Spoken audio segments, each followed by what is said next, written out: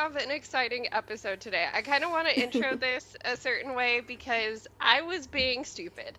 I feel like I need to say that. Shannon knows this backstory. So I was raised by, I'm guessing neurodivergent. Not all of them have diagnoses, but neurodivergent men that were really big Star Wars and Star Trek fans. And so a lot of my opinions on Star Wars growing up were shaped around that.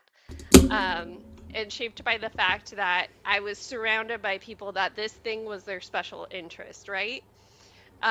And so as Star Wars developed as a franchise, my understanding of it was through watching other people that had a special interest in this. I mean, I liked the prequel trilogies. I'm one of those girls where that's like one of the dark romances that actually gets me. Not many of them Mm-hmm. do, but Anakin and Padme does.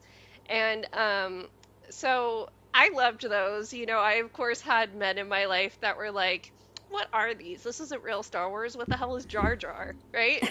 Um, and then, so because all of them had the special interest for years and they didn't do anything with the franchise for years, they also had these preconceived ideas of what happens after Luke, Leia, and Han save the day in episode 6, which, I mean, my brother at least was the person who mainly fueled this for me. He read the extended universe books with Star Wars, would tell me things about how, oh yeah, Han and Leia get married and they have twins, and Luke has this girlfriend, forgot her name, but it starts with an M, I'm pretty sure. And Mara. like, Mara yeah, Jade.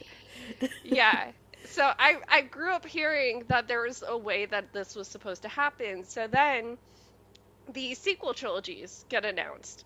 And we find out the plot is nothing like the EU books. And so of course my brother, who's had a special interest in this my whole life, was pissed and was like, this isn't the story. And even though my brother went on and saw the movies and has, you know, like his opinions on what happens in those, I never did, because I was like, why did they change it? You know, I was looking forward to Han and Leia getting married and having twins and finding out what happens there, but now I don't get to find out what happens.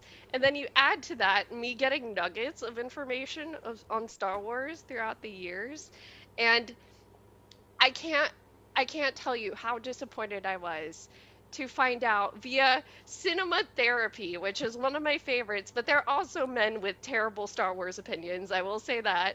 Mm-hmm.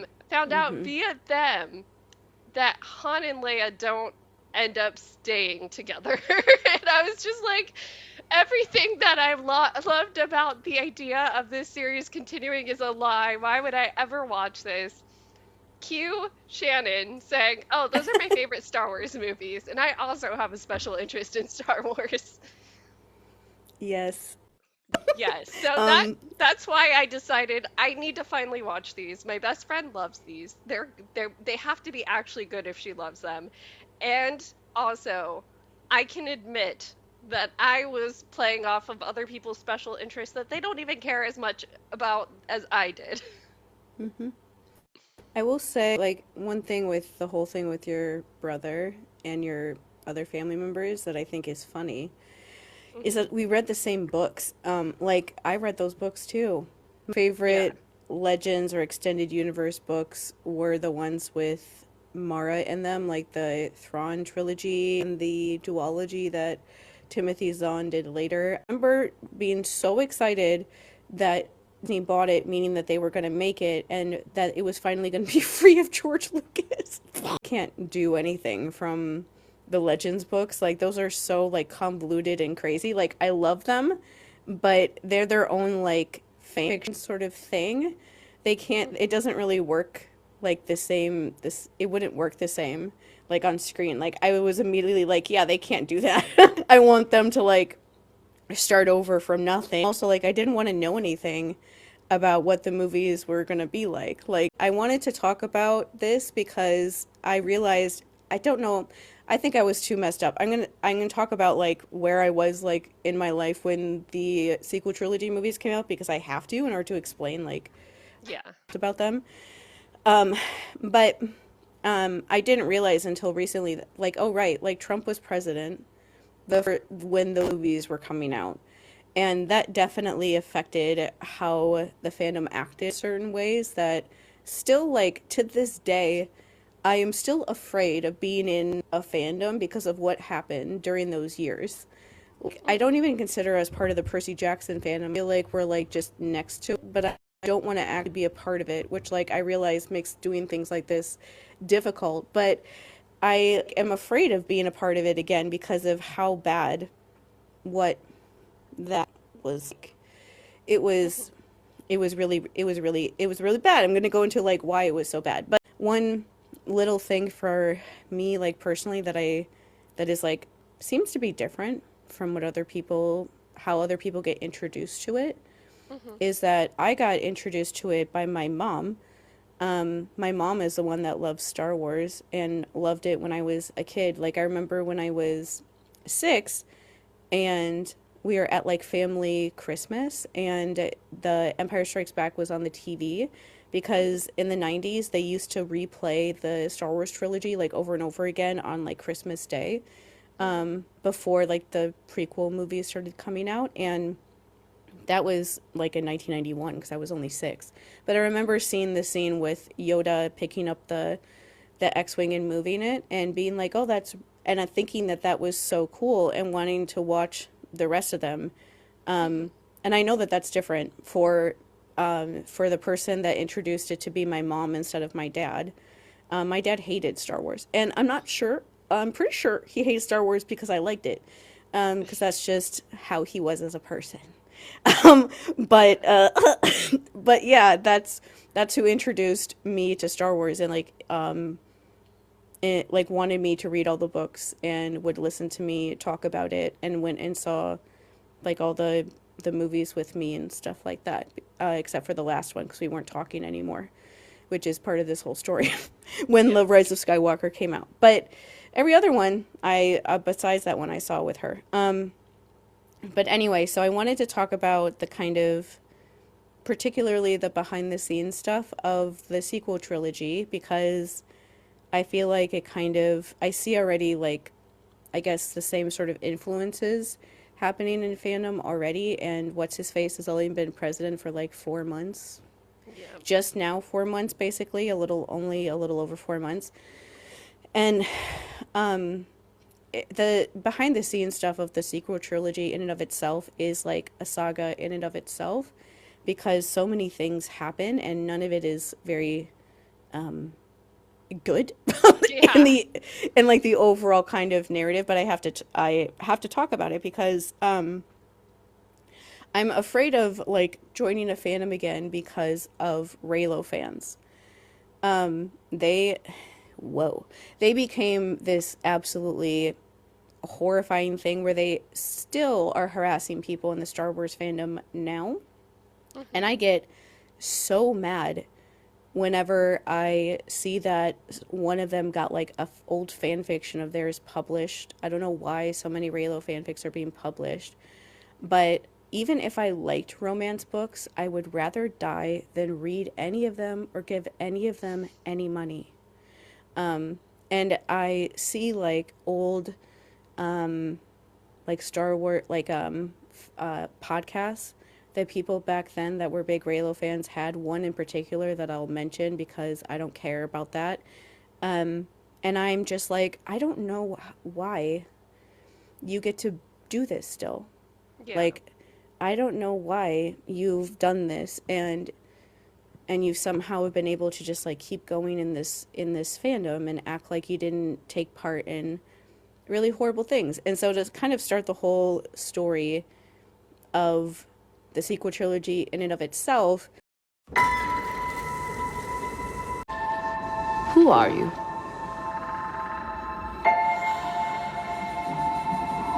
I'm no one. I was raised to do one thing, but I've got nothing to fight for. J.J. Abrams did the first movie. Mm-hmm. He wrote the movie with Michael Arndt is another person that he wrote the movie with, but most people know Lawrence Kasdan. And one thing with Star Wars that I think is funny in like an ironic way, because people are like, oh, we always have to like try to do things like George Lucas, and I'm like, what if you don't? Um, because the most like beloved sort of Star Wars movie usually is Empire Strikes Back, and George Lucas did not like write that movie or direct that movie.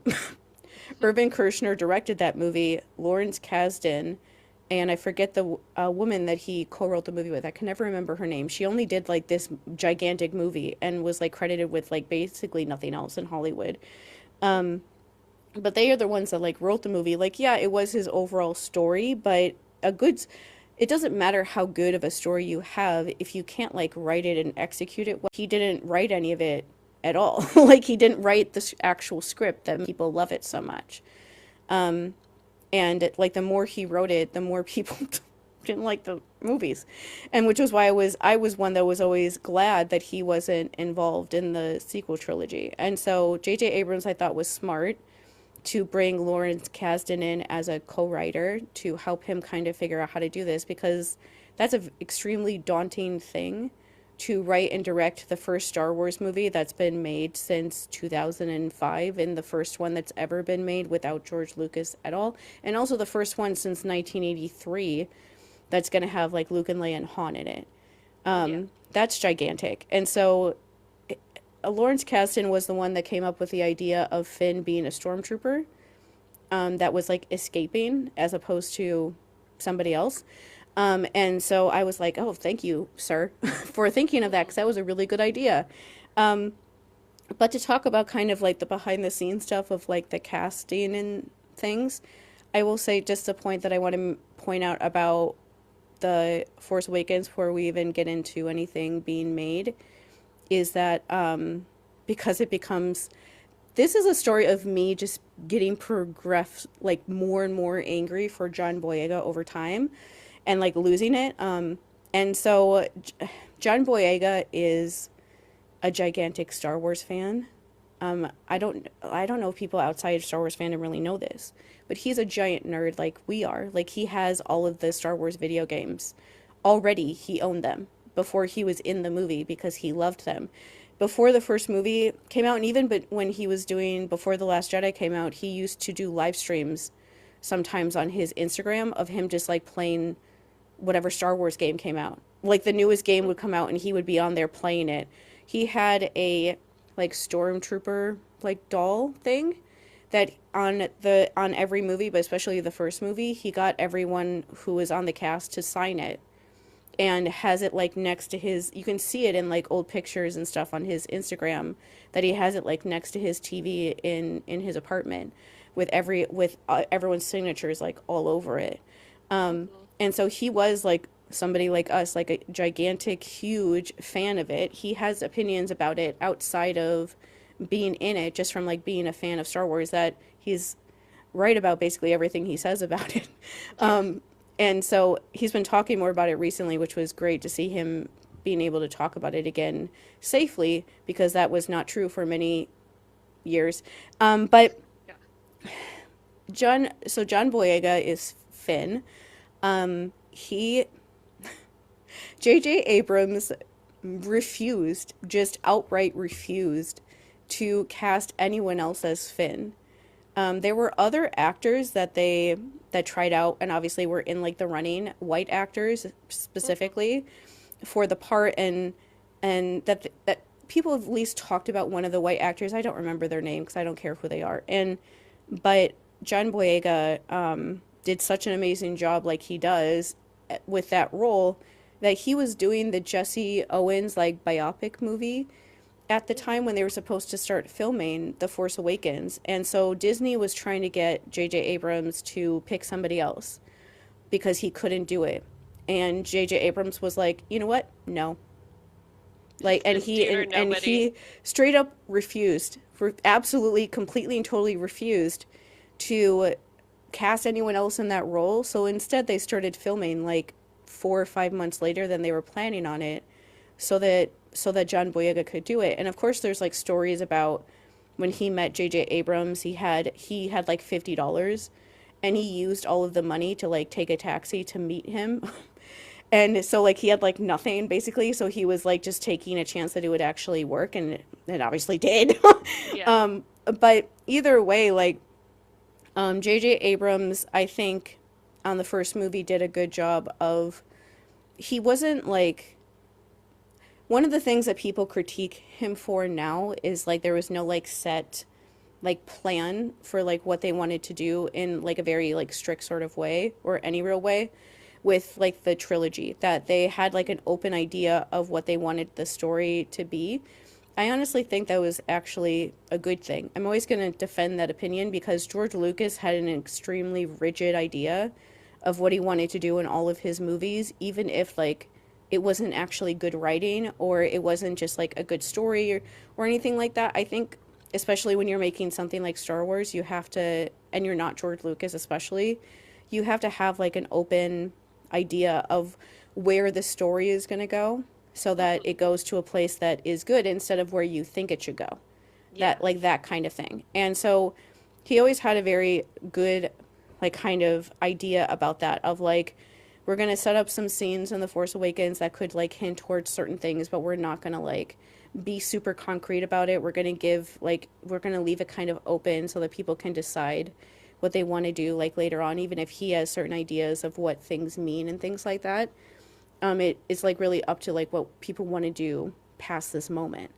And I think that was a smart thing to do. And one way that that happened that I really liked is that they completely changed like the way that Daisy Ridley and John Boyega like talk to each other as their characters in the movie. And at first, a lot of like the beginning scenes were like, they were like arguing more with each other and stuff. Like when they first are talking like on the Millennium Falcon and stuff and things like that. Those scenes were more like them arguing and like mad at each other or whatever. But Daisy and John are actually really good friends. They were really close, especially when they were filming, and like authentically were close friends. One of the like extra things when you buy it like online, or you know, the digital copy of it where you get like behind the scenes things, they made up like a rap song together on set, and for like the DVD like did the whole rap song for like the cameras. We all up in the desert and we're filming Star Wars. Because of our diet, we can't eat no Mars bars. Because of the explosion, they be crawling on our floors. Because of all the heat, we can really make some s'mores in the desert. What? In the desert. What? In the desert. What? In the desert. But they just made it up because of just being on set together all the time. And so they had like a natural way of them talking to each other because they were actually really good friends. And so J.J. Abrams was like, yeah, I need to change this. And they went back and refilmed all of the scenes that they interacted with together in the beginning part of the movie to match like their natural way of speaking to each other, which is the scenes that you get in the movie where they're like happy and excited and like you like want to jump on the screen and hug them because they're both so adorable. And those scenes happen that way because he was like, no, I need to fix this. I need to go back and redo all of these scenes because the way that they just naturally speak to each other is much better than the idea that I had first in my mind. It's like that kind of thing. It's just a good way to make these sort of movies. So the way that you talk about like Reylo fans and just the kind of the other life things that were going on at the time that I didn't realize was kind of affecting this stuff, because this movie came out at the end of 2015. 2016 was when he was elected the first time at the end of the year. Yeah. And so it was basically like a year before that happened, but it was still like, he was still out there. He was still talking. He was still affecting things, even if he wasn't like, you know, in power yet or anything. And so for like Reylo fans, Jean can like tell me this because she was somebody who liked their dynamic in the beginning. They at first called themselves trash. And by that, you know, when we talk about how there's like fandom like names or whatever, they didn't even call themselves Reylo. They just said that they were trash. And by that, what they were saying was, we know that we are trash for enjoying this interaction. We know that we're not supposed to. We know that Kylo is the horrible, manipulative, scary, abusive, like literal serial killer. Yeah. In that movie, he kills like millions of people in that movie without caring at all. He's like worshiping his dead grandfather's helmet because he thinks it's talking to him. He stabs his dad to death. It's like not like something you're supposed to be like, thinking too hard about. Like it's extremely obvious what you're supposed to feel about him. And so they were acknowledging the fact that like, and this is something that fandom does. Like people can enjoy a ship that would never be actually happen in canon. That's like part of the fun, is that you can just do whatever you want with it because you just like that interaction in some way, even though it should never happen on screen and likely will never happen on screen. And so that's how like Reylo fans first started, was they literally called themselves trash for enjoying that interaction, because they knew like, I'm not supposed to, Kylo's horrible, what am I doing? Like Finn is like a precious little baby and I should love, and I love them. I love Rey and Finn, but I also love this kind of like villain, whatever interaction that's going on in these scenes too. That's fine. That's actually perfectly fine in fandom. It's perfectly normal and okay to enjoy things that just are what they are. The problem then comes that I'm not really sure when this happened, but a couple months after the movie was done and like fandom just had like time to like talk about absolutely everything about it to death, we started seeing Reylo fans that started calling themselves Reylo fans at first, and then started talking about like things in a very different way that didn't match at all what was happening on screen. And it was really weird. Like, at some point, J.J. Abrams did an interview pretty closely after the movie aired and it was all out, and they could talk to him and Lawrence Kasdan and Michael Arndt about their like writing decisions and things like that. Now that the movie was finally out, they could all talk about everything that happened in it. And so they were talking about the scene in The Force Awakens when Kylo invades Rey's mind, and he's trying to find out where Luke is because he thinks that she knows. And he's like, you're just a scavenger. Why would anybody care about you? You're not important at all. Why is everybody trying to find you? And it's like, and the line that he says, like, I can take whatever I want. That's always the line that I always remember for bad reasons. Yeah. And anyway, that whole scene, J.J. Abrams was talking about that scene, and he's like, yeah, that scene he is raping her mind. Like, he calls that mind rape. Like, J.J. Abrams himself said that. Like, 2 weeks after the movie was out, he was like, yeah, that's him raping her mind. She doesn't want him to go in there. He's looking at her most, like, private, vulnerable, precious memories to try to find what he's looking for.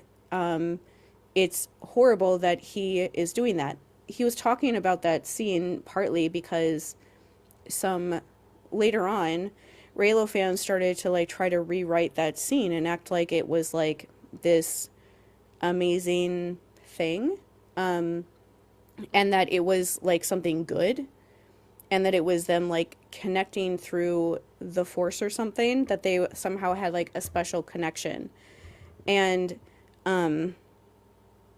that was the complete antithesis of what the people who actually wrote the scene said. And obviously when you put something out there, you can't control how people feel about it once it's out there. That's the whole point of it all.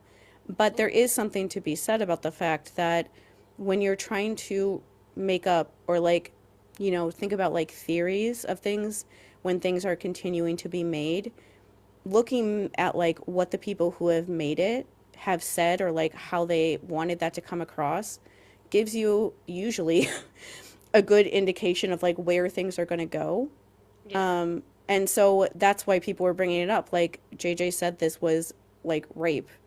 This isn't something you're supposed to think. Romanticize. Yeah, like romanticize or think is a good thing, or like they're like, or that Kylo is like in the right for doing that ever, or anything like that. And so, but that was kind of like the beginning part. And the other wild thing that they started saying was they literally made up that, because I'm not joke, they literally made this up because there is nothing in anything that gives you any of this sort of idea that Han and Leia were abusive parents. And they talked about that like it was real. Like they talked about it like it was canon. Like it happened. It was real. Like that. They would I just can talk about. imagine Han being neglectful. I can imagine him being hands off and like, I'm gonna let Leia do the heavy lifting. And I feel like we do see that. We do see evidence that that's maybe how it happened, and that the only time he acted like a real dad was when he let Kylo stab him, you know? Well, But okay. like, yeah. One thing I will say about that is that you can't really. It's hard to like take any of that stuff super seriously, to me anyway. And this is Yeah. like me saying this because it's coming from Kylo. Yeah. And so the thing about Star Wars that is always really great, that makes like what happened with this trilogy just terrible, is that the villain is always the exact like picture of what is going on right now. Like they're always like the thing that is going on in our society, the exact picture of it. They somehow always capture it really well. Like in the original trilogy, the Empire and Darth Vader was the United States in the Vietnam War. That's what it was based on. If you don't know that, like we're the Empire in that movie, but that is very much like what was going on in the late 70s when that came out. The prequel trilogy was about like a bureaucrat that was manipulating and talking to people behind the scenes with a Congress that couldn't pass any laws, and all they did was argue all the time, and nothing ever happened, and nobody ever did anything. And somebody like the Emperor was able to just manipulate people to get ahead without them even realizing that they were giving away all of their rights. That Yeah. was exactly what was going on during the Bush presidency, which was when those movies came out. And with the sequel trilogy, Kylo is every mass shooter. Kylo is every like mass shooter, school shooter that's white and privileged, come from a good family. Maybe his parents weren't perfect. Nobody's parents ever were, but they weren't horribly abusive or terrible or Yeah. anything. He had everything that you could possibly ever want in life. He was given everything that you could possibly ever want in life, and still was throwing the biggest, most epic hissy fit in the entire world, and was convinced that he was somehow the victim of everything, even though he got everything he could ever want. While you have characters like Rey and Finn who were traumatized their entire life. Finn was kidnapped from his actual family when he was like a baby, when he was like 2 years old. Yeah. Rey was just left on a planet by herself where she had to fend for herself all the time. If she didn't work every single day, she wouldn't eat. She had nobody from the time that she was a little kid. They had nothing, were given nothing, had nobody to help them, but they somehow were still good people. And somebody like Kylo, who had everything that you could possibly ever want, was just a monstrous evil person that was so convinced that everyone hated him, or that he was the worst, or everyone deserved to be killed because he didn't get what he wanted. That's exactly who that character is supposed to be. And so the problem with this trilogy comes into mind when Rian Johnson did The Last Jedi. And I have this very interesting, I've found, opinion about this movie. I will say, like, just to talk about my own personal shit for a second, that... Okay, The Last Jedi came out at the end of 2017, and, like, December of 2017. And I went to therapy for the first time 2 months after that.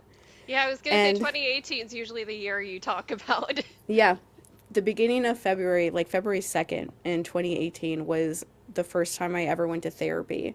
And so when I saw that movie, I was like thinking about going, but I think it's like one thing that has happened over the years since I saw that The Last Jedi for the first time is that my opinion about that movie has completely changed.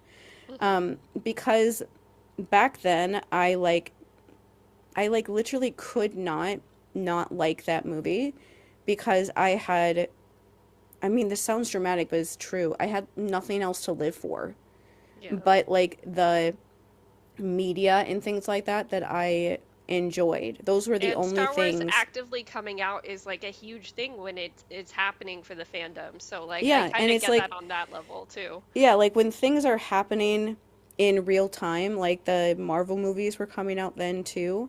Hmm. They're kind of coming out like really close together, like the like Endgame, the last big Marvel movie came out in like the end of April of 2019, and The Rise of Skywalker came out in December of the same year. And so they're all like very close together. Those were like the things that but especially Star Wars, like I Hmm. just, I didn't think that I could ever be happy. Like, I wish that people understand, like, I actually thought that. I didn't think that I would ever be happy. I didn't think that I would ever even know what being happy felt like. I can remember trying to convince myself not to tell my therapist about what my dad did to me because I remember thinking, like, I've been this unhappy for the last 30 some years. It's just another 30 years before I die anyway. Oh my And gosh, I yeah. can just live like that. That's exactly what I used to think about, like, every single day. And so some of the only things that gave me basically the only things that really gave me real happiness a lot of the time all those years were like the books, movies, TV shows, whatever that I was interested in at the time. Those were the only thing that like made me want to keep going when I otherwise like was like I'm generally not sure why I'm even still alive and why I keep trying to do this. So at the time I generally like it was like a scary thing for me to like not like that movie even though there were lots of things in it that I knew I didn't like but I could not like admit it to myself. And that's part of why I have a hard time with how people harass us when we bring this stuff up because I remember then I definitely said stuff to people in fandom that I shouldn't have that I look back on now. But there are Hmm. certain people that would like bring up things that I knew were valid points that I would just block them because I Yeah. knew that seeing what they would say about it would upset me and I knew that I couldn't say anything to them because it wasn't right for me to say anything to them about that certain thing. And so I would block them so I couldn't see what they said anymore because it would because I was like, yeah, I can't say that to somebody like that. What am I doing? And so I would do that to stop myself from doing that. And like that's why when people would be so hard on us, me especially about epic stuff, I was just like, I know that how this feels. Like I know how it feels like this thing that I love can't be bad because then I don't have anything else to like keep me going sort of thing. But I'm like, yeah, but you need to know when to like cut things off Hmm. from other people when you know that you're going too hard on somebody that you know doesn't deserve it just because you're upset right now. And that's why I get so frustrated with people like that because I'm like I realized that when I was super messed up. And so I know that you can realize that and you probably have. You're just like not for whatever reason letting yourself do it. Hmm. And so back then I like tried to like I wanted to like that movie so bad. And there are things about it ironically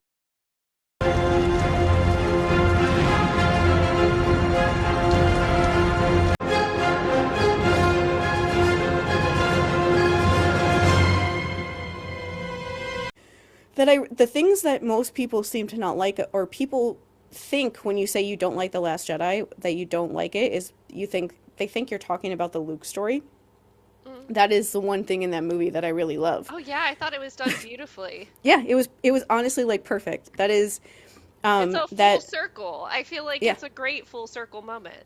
Yeah, like him fighting Kylo but not even being there and like not actually fighting him, just like basically just doing things that he knew would make him so angry that he wouldn't realize until they got to a certain point that he wasn't even physically there. Hmm. And he was so angry that he didn't even realize that he wasn't even there because he was just too wrapped up in being angry. That whole thing is exactly like what Luke would do. Like even him like running away to that planet and being like all I do is hurt people, so I'm just going to live on this planet and be away from everyone that I love even though my sister is like begging for me to come back because I just ruin things if I'm around. That makes sense considering what happened with Kylo. It makes Yeah. sense that he would be afraid that like something would happen with Kylo and that he would let everybody down because that's a lot of pressure to be the only one trying to handle this sort of thing. it makes sense that he would get scared like that and then calm himself down, because that's what Luke as a character does. He has these like impulsive moments and then he calms himself down afterwards and gets his stuff together. That's just how he is. He does that over and over again in the old movies. I'm not even going to explain that because that's stupid to even try to explain. You can watch them yourself and you know that that's true about him. And so that storyline was wonderful. That is the only thing in that movie that actually is, though. Everything else is this huge problem. And this weird thing has happened with the sequel trilogy where people think like, oh, Rian Johnson is actually the good one. And everyone else is not. And I really wish people understood like what really happened then, because I feel like I always feel like if people like heard the things that were going around like fandom at that time, they wouldn't feel that way anymore. And so basically I think anyone going back to that movie and rewatching it and seeing how he treated the characters of Poe and Finn, you have no leg to stand on to say that he was not being pretty racist with how he propped up Kylo and pushed them down. It is very obvious when you watch that movie that the only, and I will say that Rian Johnson in like interviews and stuff that he did after The Force Awakens came out and stuff like that, like he was not like a super known person. I knew of him because a podcast that I like to listen to liked his other movies, but he did like very like kind of like artsy, really interesting like movies, like cinematography wise, writing wise, but he wasn't like he wasn't like a known famous person. And so Star Wars definitely put him on the map like big time when it came to that. And a lot of the interviews that he did before the Last Jedi even came out, they would be like, he would be mentioning being really excited about writing stuff for Luke, and he would say that, I can remember this, like the first time reading an interview with him where he said that he thought that Kylo was like the most interesting person from The Force Awakens. And I remember that because I like had like that feeling of like anxiety you get, because I was like, that's not a good sign that the person you think is the most interesting is him out of everybody in like, that movie. And I'm like, and so basically The Force Awakens is all like, the thing that sold that movie was Rey and Finn and Poe especially, but especially Rey and Finn, and then Finn and Poe.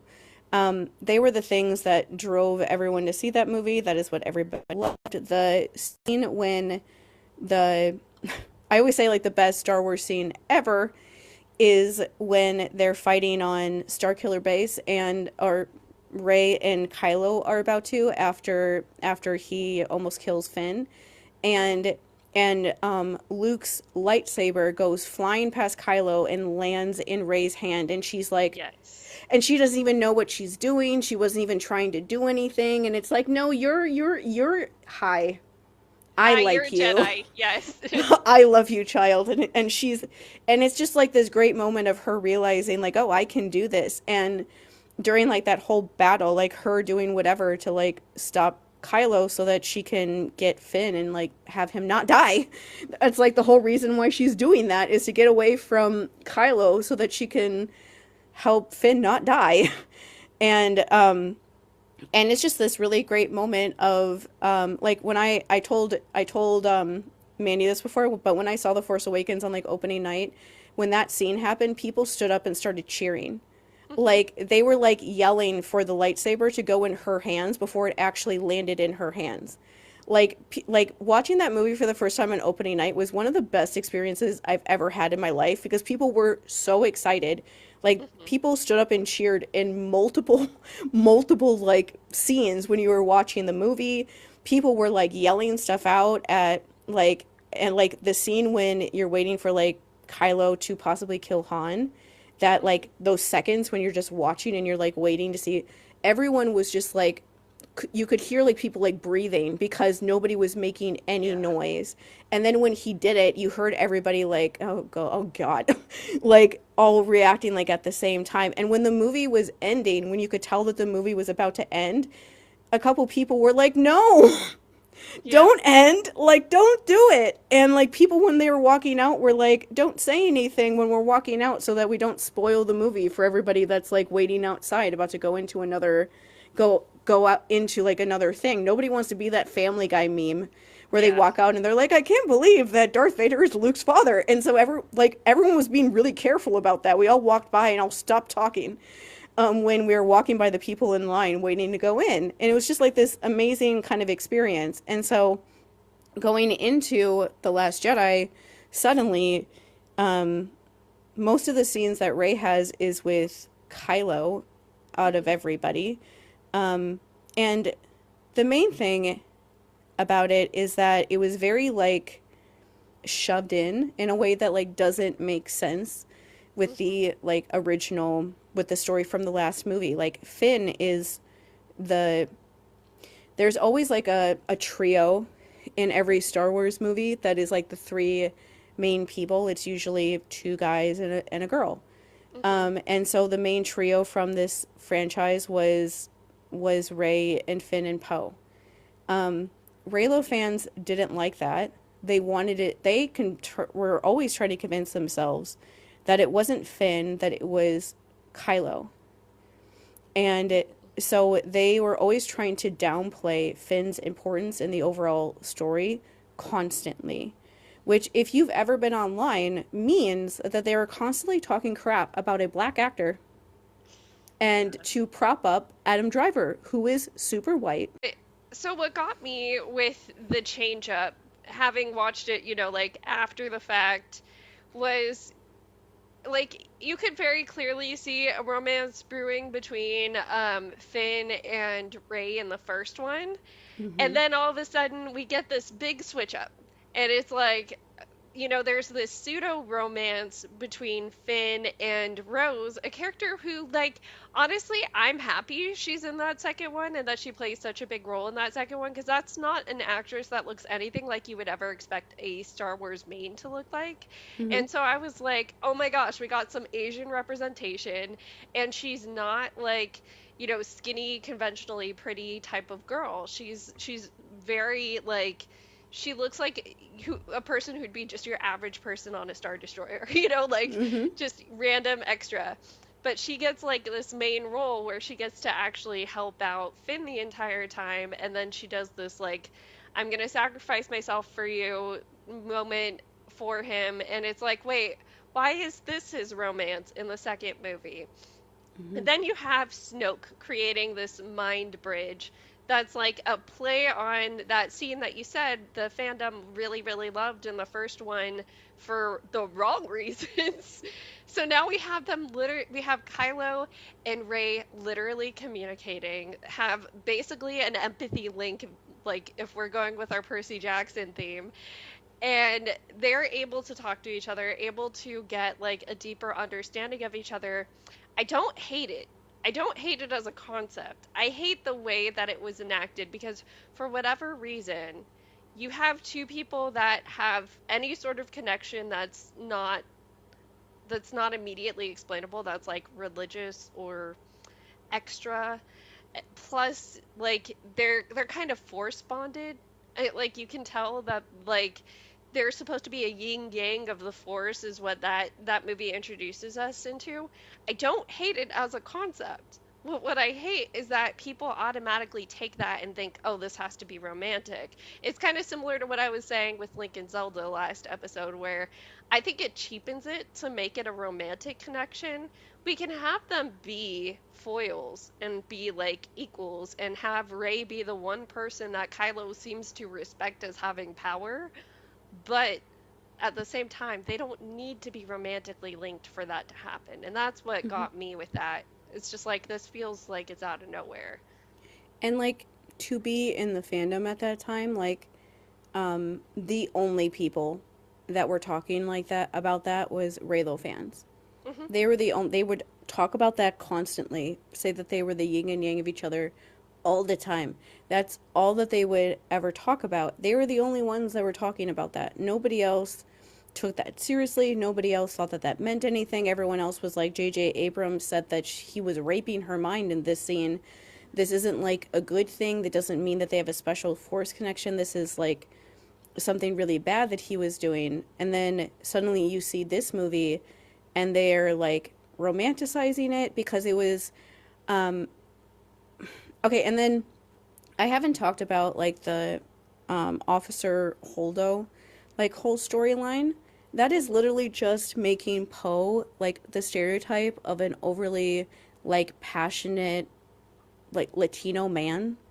Like this like white woman comes in and is like telling him like you're too upset and Oh, you're when too Leia's angry. injured and like she takes Yeah. over. Yeah. And it's literally like a stereotype of that where he's like upset and he's being told that he's too upset and he needs to calm down Yeah. and just like talk kinder and nicer to people. And it's like, oh my God, this is just white supremacy.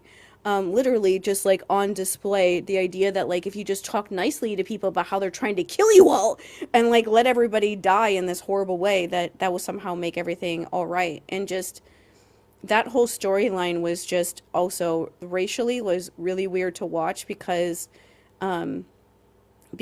the thing that was making it like the movie was not like acknowledging the fact that there was something off and like about this interaction, that this white woman telling Poe to do this kind of thing was not, they were not on like equal playing field. And so when you were watching it as the audience, as somebody that like knew anything at all about that sort of dynamic, it just made you feel really weird and really uncomfortable watching it because you're like, Yeah. It gave me a weird icky feeling towards her because it was very much like a, because she says something to him at one point. It was like, didn't Leia just demote you? And it's yeah, like, yeah, Leia did, but Leia also recognizes you let these loose cannon men do what they're gonna do, and sometimes they create magic. I mean, she married the guy who pioneered that for the series. hmm So, at the same time, like, because before Leia gets blasted, she basically has a moment where she's like, "Go ahead, do what you're gonna do," and so Leia trusts this guy's instincts, and so to have hmm purple hair lady, I forgot her name already. Um, Holdo. yeah, you have her come in and be like, "Nope, Leia demoted you. I'm not listening to a thing you say." I was just like, "Wow, you're a bitch. Are you secretly Yeah, a bad guy?" Because yeah. that's what I'm thinking. And that's what like the weird part of watching that movie is like when you are watching it, you can just tell by how people say certain things and do certain things that you're supposed to be on Holdo's side. That Yeah. you're supposed to like understand where she's coming from and like and things like that. And so like when you're watching it, you're just like, but what do you mean? Like you're not talking about this obvious thing that is an issue that is like right there, but nobody is acknowledging it. And this is super weird because I can see it, but like no one's bringing it up. And so it just Yeah. makes me think about it even more that nobody is bringing it up. And it's just like Ryan Johnson wrote her that way because that's what he actually thinks, obviously, because why else would he write it like that? Um, and so that storyline already was not good Yeah. at all. And then you add on the fact that the thing with the Kylo stuff in The Last Jedi that always just makes me feel a lot is that he had to come up with so many things to try to make those scenes happen. Like he took like the one like thing that I'll say just to like give like a little bit of things from what happens because a lot of chaos happens after this movie came out in general, but especially with this situation online, is that the only I don't think that Ryan Johnson has a Twitter anymore because a lot of people like deleted their Twitter accounts the last couple years.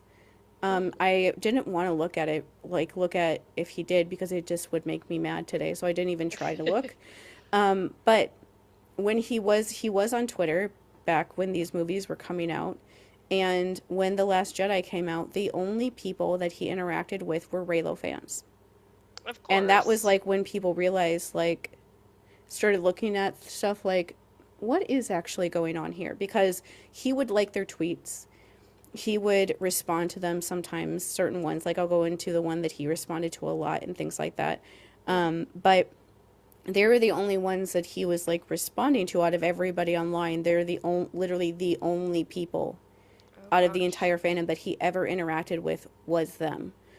And so when I look at this stuff now, I'm like, yeah, he probably saw the stuff that they were saying at the time and like brought that stuff into a script, or he had the same idea because he's like them, which is gross, Yeah. about the whole like yin and yang stuff. But the either way, he had to work so hard to make any of these scenes even happen in the first place because they don't make sense.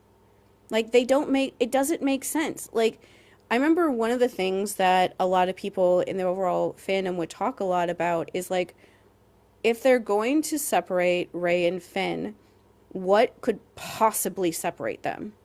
We're like, these kids love each other so much. They have just, and unlike the original trilogy where it was Luke leaving his home with Obi-Wan and then Obi-Wan dies, but it's very much like a mentor, like taking him on this journey, but he's the only one like kind of going on the same journey. Like Leia and Han have already been like out there in the universe for many years. Unlike that, like Rey and Finn are going on this whole thing together.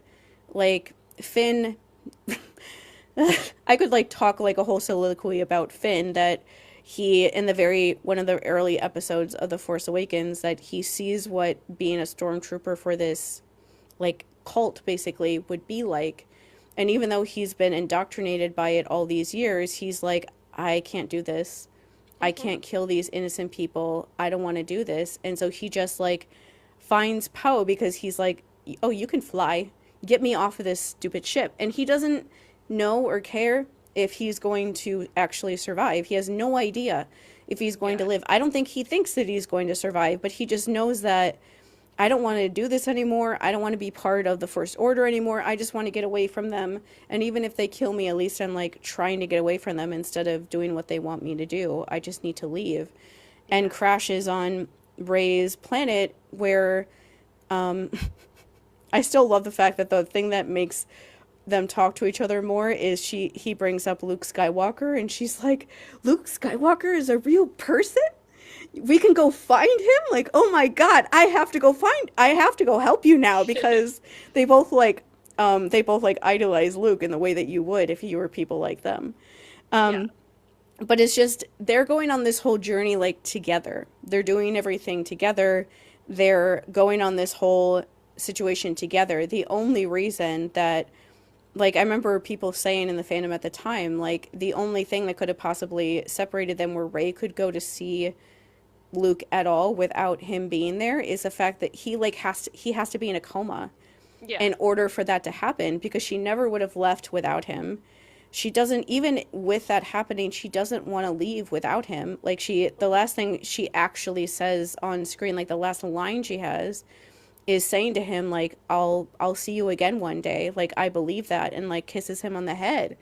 And so it's like, she doesn't want to leave him, but she has to, because he's not awake and they have to go find Luke to stop everything after seeing Kylo kill his own dad.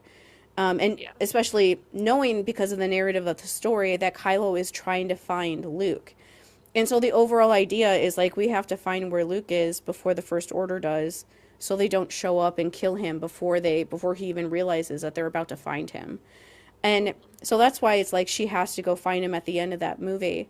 But there's nothing that says, besides just kind of copying the other movies, that you have to have her there by herself when she's doing her Jedi stuff.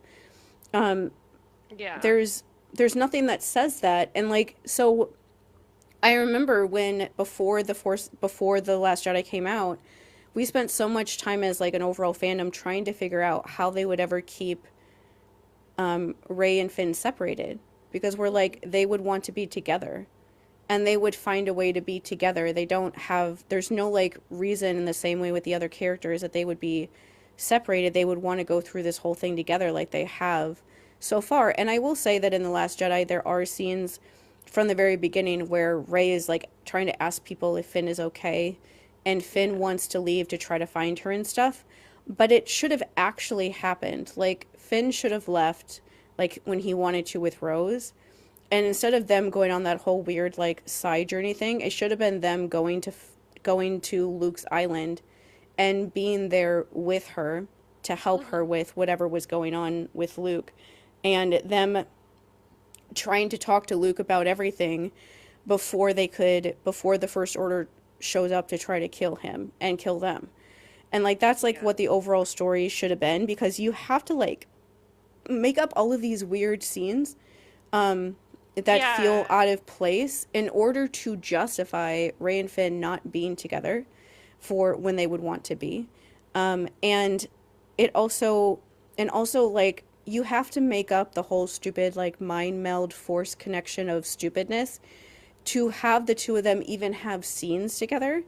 Because why would they ever have scenes together? Why would they ever want to talk? Especially because Rian Johnson wrote The Last Jedi as being, like, immediately happening immediately after The Force Awakens ends. Like, there's, like, some time between, like, the end of A New Hope and the beginning of Empire Strikes Back. Like, I forget how long it is now because I haven't read those, like, novelizations of the books in a while now. But there's at least, like, 6 months to, like, a year or something like that between those movies. And you see how the characters have progressed. That, like, Luke is further along of, like, understanding, like, the Force, and his friendship with Han and Leia is even stronger than it was before. And, like, the Empire has, like, recovered from them blowing up the Death Star and is coming after them again. And so you see how, like, the characters have grown a little bit, but not so far that you feel like you've missed anything, like, super important. But with this movie, it literally starts immediately after, and I get that they probably felt like they had to at least somewhat do that because they had to end the scene of Rey talking to Luke and him throwing the lightsaber in the ocean and being like, I don't want this thing, go away. But they could have done that scene and then, you know, moved into the future and been like, oh, like, we have to figure out a way to get Luke off of this island because no matter what we say to him, he won't leave, kind of thing. Whatever. They could have come up with so many other things than what they did. And so it especially makes negative 5,000 cents for Rey to ever even want to talk to Kylo. She literally saw him stab his dad to death yesterday. Yeah. And not only that, like, she saw him stab his dad to death, blow up an entire planet full of millions of people, and then try to kill Finn. And almost kill him, and then try to kill her. Like, what? Like, she would not want to talk to him. She would not want to interact with him at all. Like, she just saw him do all that stuff, like, the day before any of this stuff happens. She would never want to talk to him. It was a very lazy way for them to put in the trope, because, I mean, Star Wars as a series stands for, you know, compassion being kind of the way to get out of these types of situations. We have it with Luke and Vader, where he has compassion for his dad, is like, you were massively manipulated and groomed, and I see that, and I am recognizing your humanity and loving you through it. That is what Luke did with Vader in the original. And so with Rey, I feel like they definitely were setting that up with her and Kylo, but having her in his brain is the laziest way to do it, because, like, she has to literally read his thoughts to get this backstory. Like, you know, they have to talk in this weird way. And also, there is zero consent. Like, he is just there. And, like, he knows that she doesn't want him there. And he's doing this to get something later on. But he's just trying, like, to manipulate her. The entire movie, he is trying to manipulate her. He is always lying to her. There is never one line that he says to her throughout that entire movie where he isn't lying to her and trying to and act like something that he's not to get what he wants from her. That is their entire interaction. Is she doesn't know what's going on. She doesn't know why he's suddenly here. He does. He knows what's going on. He knows that this is a plan. He knows what he's trying to do. She has no clue. She is just confused, and she thinks that he's also confused because she's a nice person. And so that's what she thinks. But overall, it's just like you have to like really, that was something that the fandom really tried to do, was like try to figure out how Rey would ever even want to talk to him. Even if she was like seeing him in this way, like what could she possibly ever want to talk to him about? What would ever make her even want to speak to him? Because even in the original Star Wars trilogy, like it would be like if at the end of Empire Strikes Back, when Vader tells him that I'm actually your dad, and then he cuts his hand off and Luke is basically almost dead, until Leia comes and picks him up and gets him away from there. It would be like instead of Leia coming to pick him up, he just like crawled back up that tunnel he falls down and comes back up and is like, let's talk. Because that's basically like the time difference between those two things. Like, no, 6 months went by between Empire and Return of the Jedi. And so between those 6 months, Luke had time to like try to come to terms with what happened, to come to terms with the fact that Obi-Wan and Yoda are a bunch of fucking liars.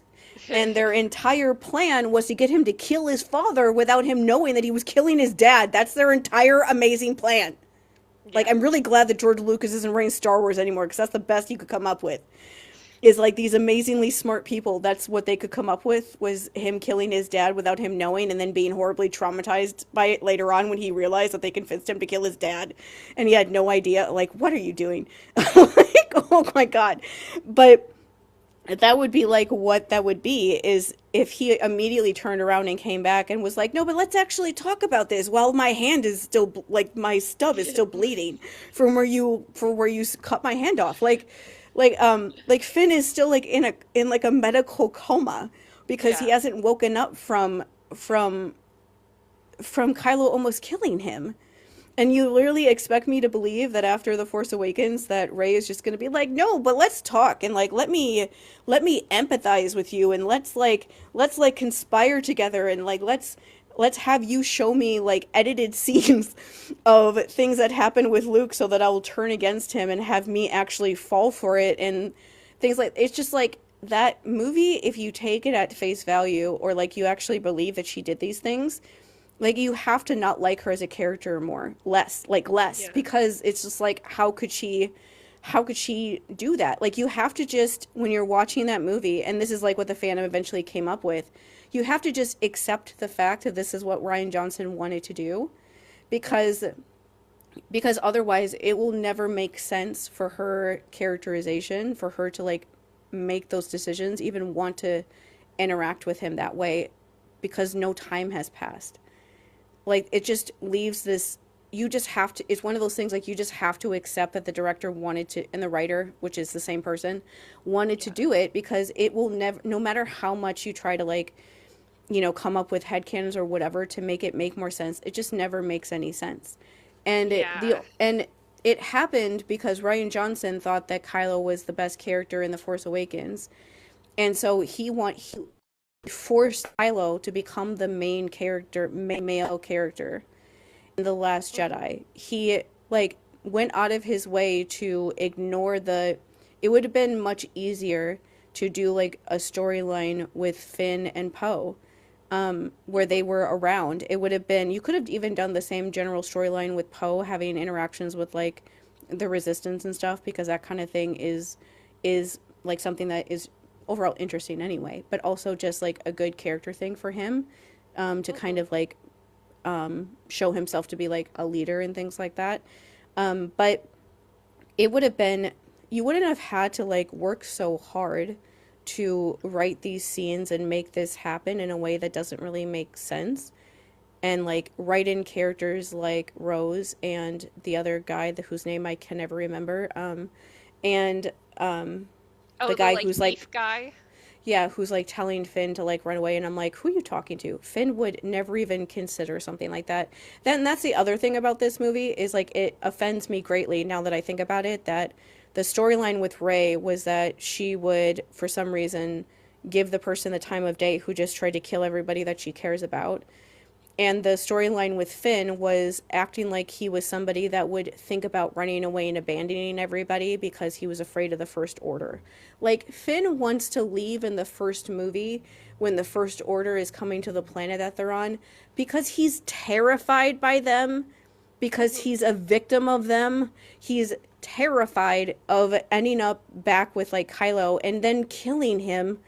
It makes all the sense in the world in the first movie that he would be like terrified that they were going to find him again and he was going to end up in their clutches again and never get away.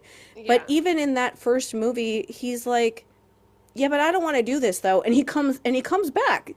Mm-hmm. And he ends up screaming, like that one clip of Finn like running like with the camera while he's screaming like Rey's name when he sees her being taken by Kylo, and it ends with him just screaming. That was posted so many times on like Star Wars like message boards and fandoms and stuff. Whenever people, Reylo fans before this, tried to say that like Kylo was the one, we would just post that scene. Like, are you sure? Like, do you see how much he cares about her? Like, he's panicking because she's being taken. He's the only one that even notices that she's being taken because she's the one, he cares about her. And so it's like, it's offensive to me to not only write a storyline where Rey would give Kylo any time of her life, but then also have Finn consider abandoning everybody that he cares about. Because that's the only thing you can do with those characters if you're trying to shove in Kylo where he shouldn't be. Yeah. He shouldn't be there.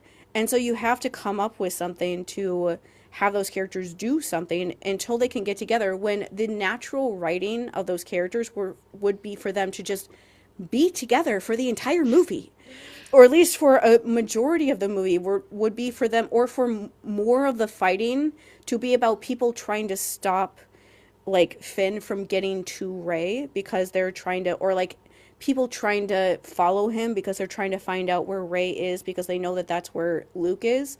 Like, that kind of thing would make more sense, because then the, like, the things, like, stopping him from getting to her wouldn't be, like, him deciding to, maybe I should just abandon everybody. It would instead be, like, wanting to protect her and Luke from the people that are going after them and trying to protect them while also trying to make sure that they don't leave, where then he will have no idea where they are before they leave again. And that whole, like, back and forth sort of thing, that would be way more interesting, and that would actually be in character for his story.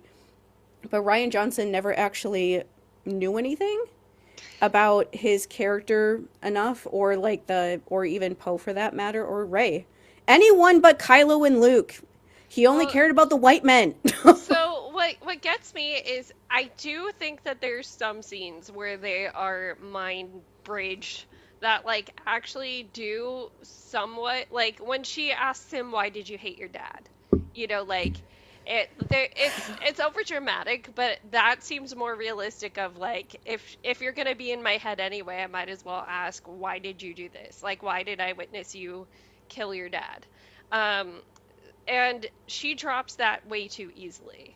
She drops it like and gets the empathy card pretty much the moment he's like, so my uncle tried to off me. Like, did he tell you that part?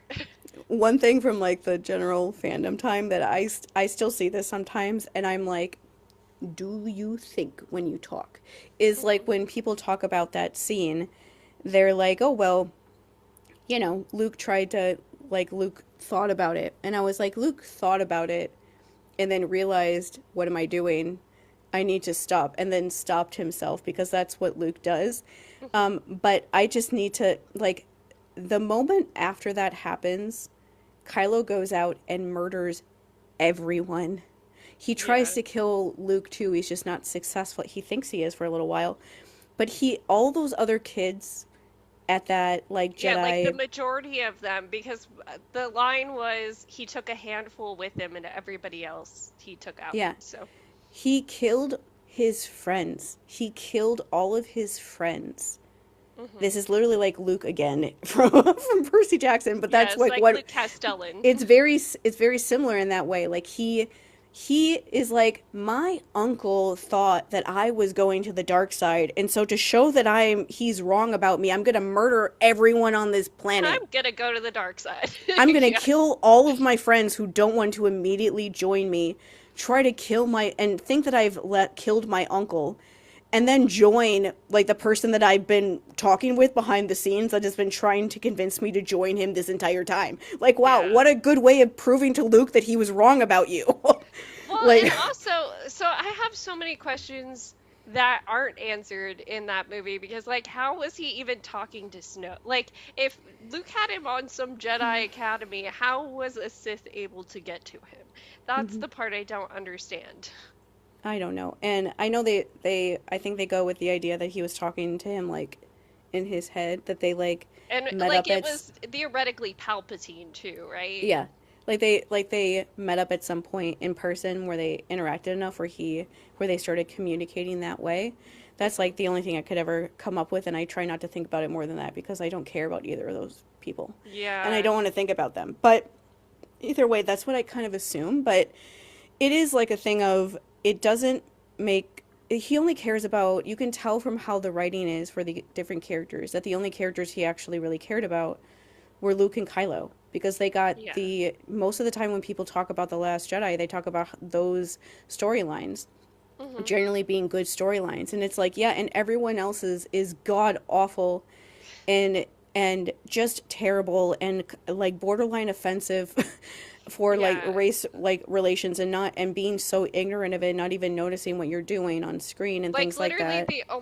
the only good thing I can say about the directorial direction is that there are some pretty great cinematic scenes. Like the Yeah. scene of Kylo and Rey fighting, Hmm. where they're like, I'm pretty sure I got them on my, like, both of them are simultaneously thinking, I'm pretty sure they're gonna come to my side now, and they're fighting with each other. The way that that's all red, you have the people in the red droid, or not droid, but the red armor and stuff, like, there's something so beautiful about the way that that's shot. Or even the scenes with Luke when his, like, force spirit goes out and has the battle with Kylo. Very well shot. Um, Yeah, like the but yeah, cinematography with Ryan Johnson, he's always a very like beautiful director like that.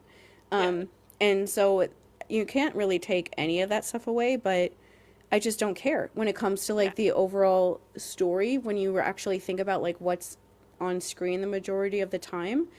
And and I will say, to go into like the behind the scenes stuff, none of the actors besides like Adam Driver were happy when they were doing The Last Jedi. He got so much screen time. Of course he was happy. Yeah, they were happy, like those characters, actors, whatever, they were happy when they were doing The Force Awakens, but they weren't happy when they were doing The Last Jedi. Like Mark Hamill even talked about it in interviews that he didn't like how some of this stuff was like, you know, shown on screen and stuff like that he didn't talk about. He talked about how he didn't like it. John Boyega, even back in like 2019 before The Rise of Skywalker came out, went on a I hate The Last Jedi, I hate train, and I was like, I love you, sir. And some of the stuff he talked about back then, and he still talks about now, is that him and Mark Hamill would talk about when they were filming how they didn't like it. Like one of the things that I remember about that John Boyega said at the time was that the way that he's like, we wanted to be together, and it's like, we usually talk about Percy Jackson, and so one thing that the Percy Jackson cast and crew did for season 2 is that Arian plays Grover. He is in like every episode of season 1, but there's a big amount of episodes in season 2 where he's not there anymore because his character is like the one that they're trying to rescue, and so he's not on screen with them. But the production kept him in Canada with the rest of the crew the entire time, where they gave him a job as Yeah. being people's assistants on set. And so he would like, you know, like the director like clap things that they always show at the beginning of a scene. he was the one in charge of doing that for Leah and Walker for every single scene. And so he was still on set every day. He was still around all of his friends on set every day the entire time, even if he wasn't like filming scenes with them anymore. He definitely still missed that, but the production literally made up jobs for him so he could still be included, because they wanted him to be included even if he wasn't on set with them all the time, because these kids are on set together all the time, and they like that. They like being there together.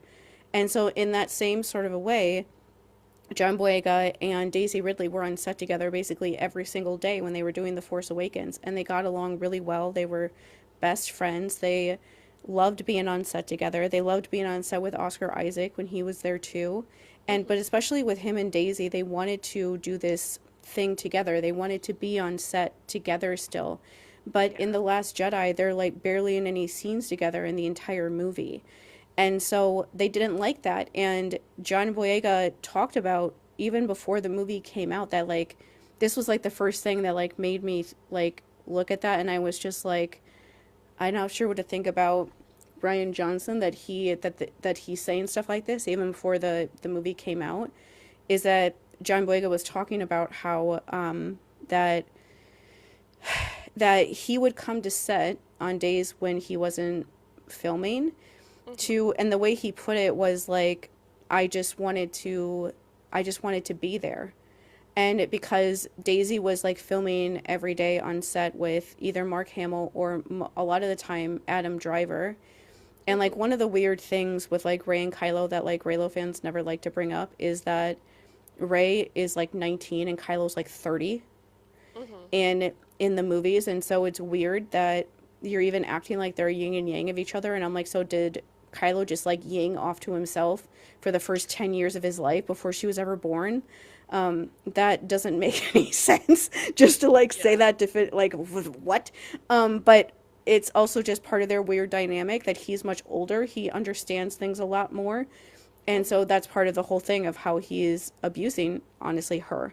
But they don't like acknowledge that. And the director and the writer doesn't acknowledge it really either, in this really weird way. And either way, like John Boyega said, like Daisy wants me there and I want to be there. She feels like weird about how she's doing all these scenes basically by herself and we're not there. So he would go to set when he wasn't working.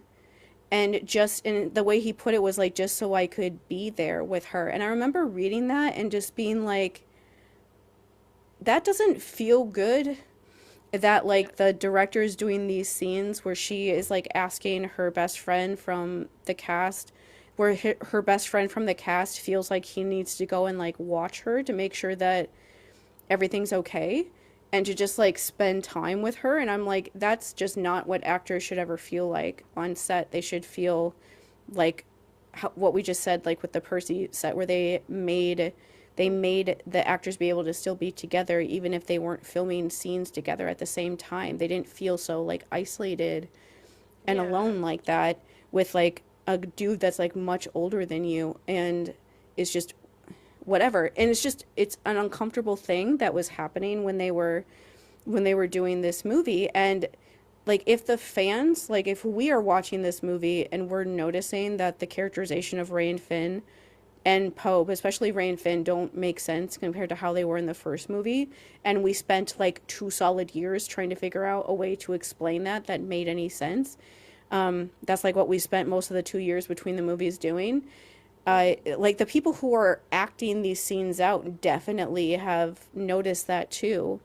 Yeah. Like Finn is like the hero with Rey in the first movie. It's both of them together. It's not one or the other. It's both of them.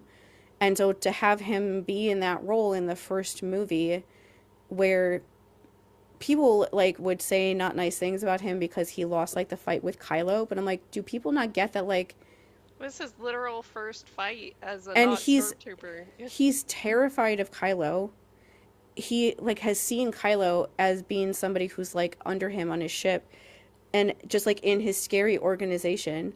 And but also the fact that he's never even fought with a lightsaber before, and the fact that he's even able to like get some hits on Kylo at all is like absolutely amazing. And it's more the fact that like he is like the bravest person you have ever met in the history of your life that you could possibly ever imagine to meet, that he is standing there trying to fight him to try to protect Rey when he knows that he's going to lose, and he's doing it anyway because that's just the right thing to do. That's the kind of person that he is.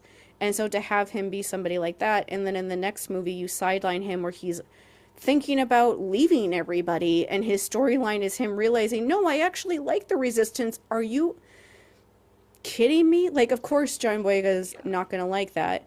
Like, they, like, to remind everybody, J.J. Abrams delayed them starting filming the first Star Wars movie with Han and Luke and Leia in it since 1983 because of John Boyega. Like, he was that integral to this movie that they put off filming this movie many months late that everybody's been anticipating since 1983 because of him. Yeah. And in the second movie, he is not treated that way at all. Like, at all.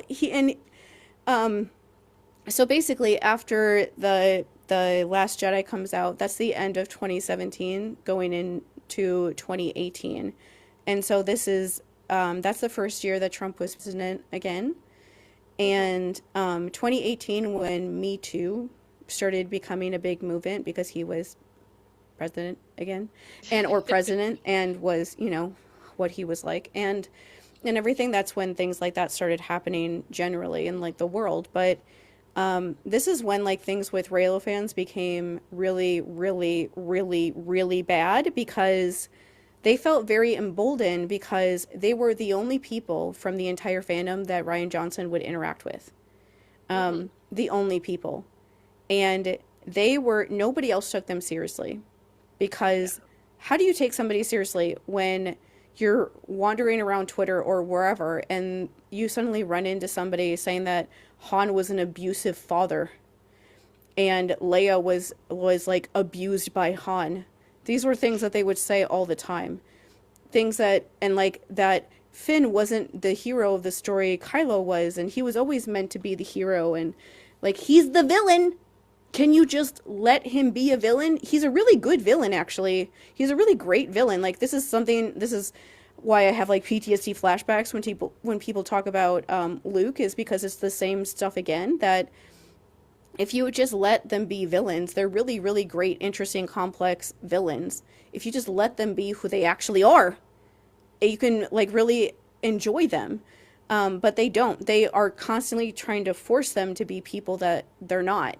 But the horrible thing with Reylo fans is that the fucking director and writer of the second movie was validating all of the crazy things that they thought. So, like, Lindsay Romaine was this person. I'm sure she's out there writing horrible, absolutely terrible stories still.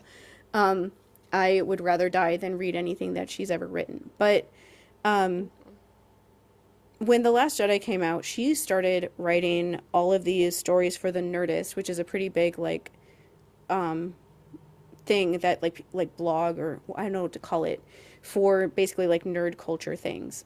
They're, like, official press. They get invited to, like, the premieres and things like that. She started writing all of these blogs, like, relentlessly, all about Reylo. And I can remember this, being on Twitter one day, and she posts something saying that the imagery in The Last Jedi was Rey's sexual awakening. And that her sexual awakening was Kylo. And she used, like, pictures from the movie to be like, oh, this is supposed to be this, and this is supposed to be that, and did, like, this entire thing about it. Rian Johnson replied to that. Rian Johnson replied to that tweet and said, like, hi, or something like that. And responded to her. They did, like, I'm pretty sure, I didn't try to find it very hard because I fucking hate her, and you will understand very soon why I hate her so much that I didn't even want to look at her writing for very long today when I was trying to look stuff up. But I'm pretty sure that I remember that he even, like, she even did like a interview of sorts with Rian Johnson about The Last Jedi, because all she did was post things about Rey and Kylo in The Last Jedi and how Rey is in love with Kylo, and Kylo was her sexual awakening, and true love in Star Wars is Rey and Kylo, and how like everybody is just being mean to Reylo fans because they don't like romantic things in Star Wars. And like, no, we like romantic things. We want it to be Rey and Finn. Like the actual story that actually makes sense, where one of them isn't a manipulative, crazy bastard. And because after I watched like The Last Jedi, and the scene at the end of the movie where Kylo is saying like, you mean nothing, and is just trying to like knock her down to be like, you don't mean anything, nobody cares about you, no one's ever going to remember you, I'm the most important person, so the only thing that where you're important is when you help me, whatever that speech is. I generally don't remember most of it, besides just him saying you're nothing without me. That's the thing that is like ingrained in my memory forever, of him saying that.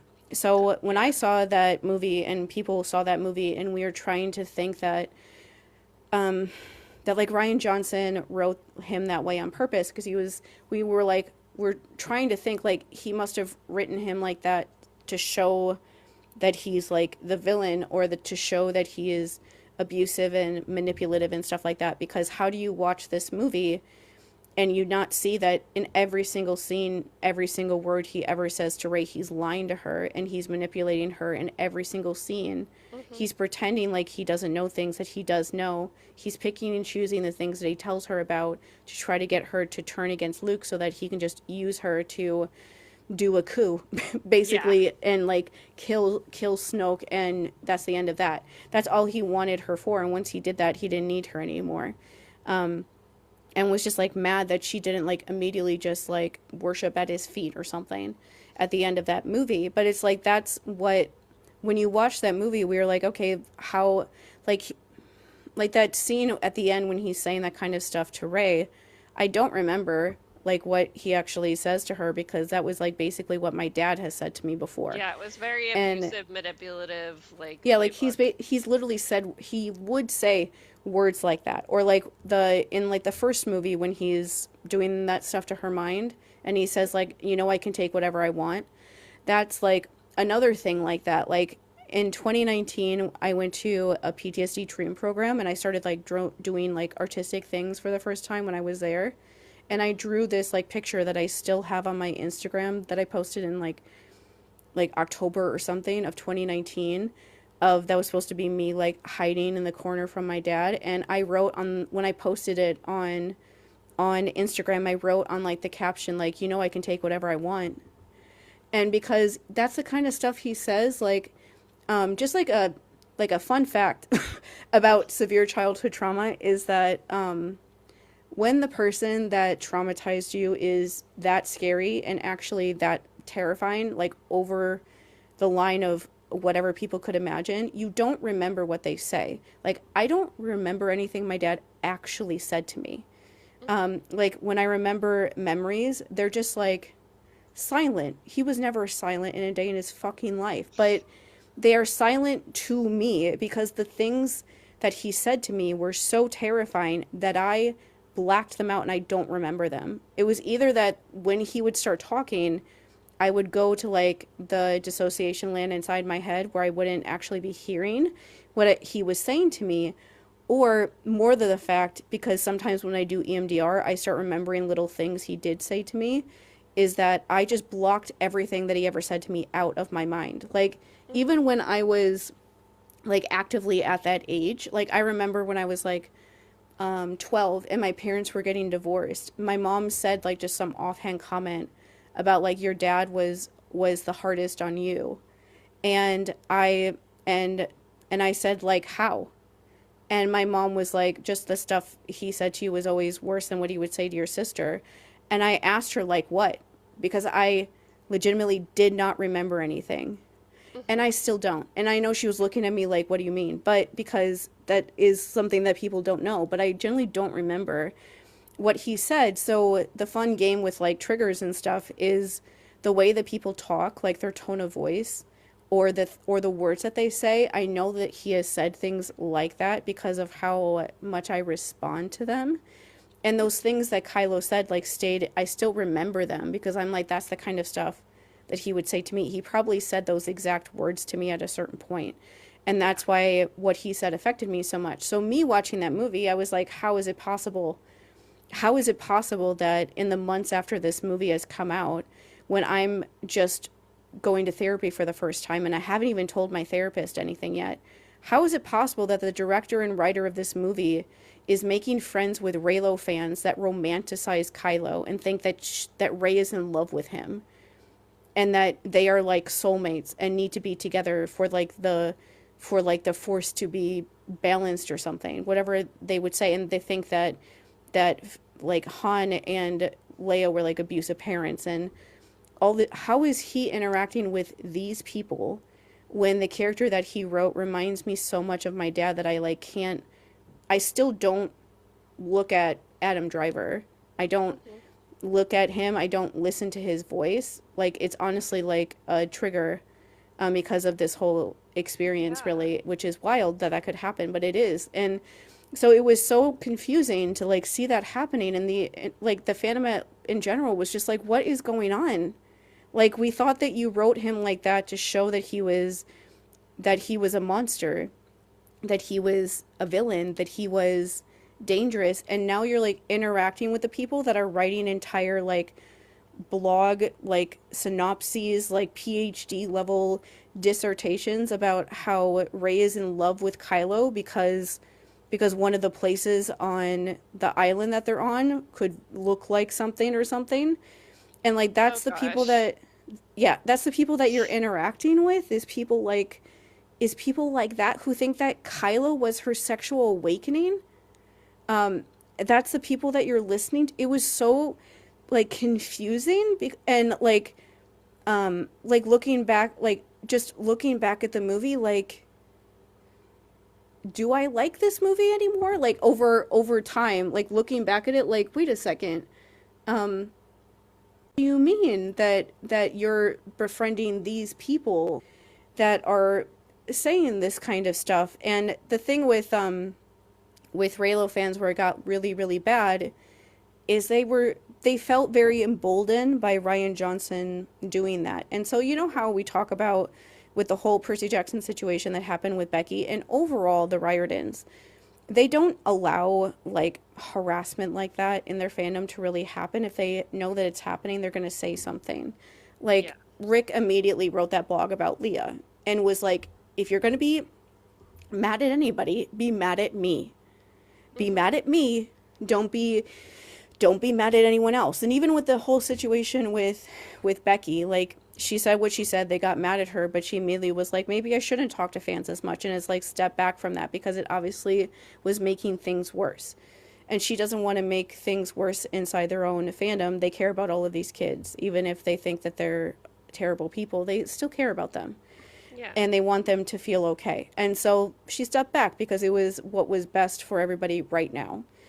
And so Rian Johnson was somewhat in some way on Twitter when this kind of stuff was happening, but basically this kind of weird like thing happened in the overall fandom where and like I will say at this time that there was also the insanity of literal white supremacists, like talking about Star Wars on YouTube, and also this is like pure total chaos.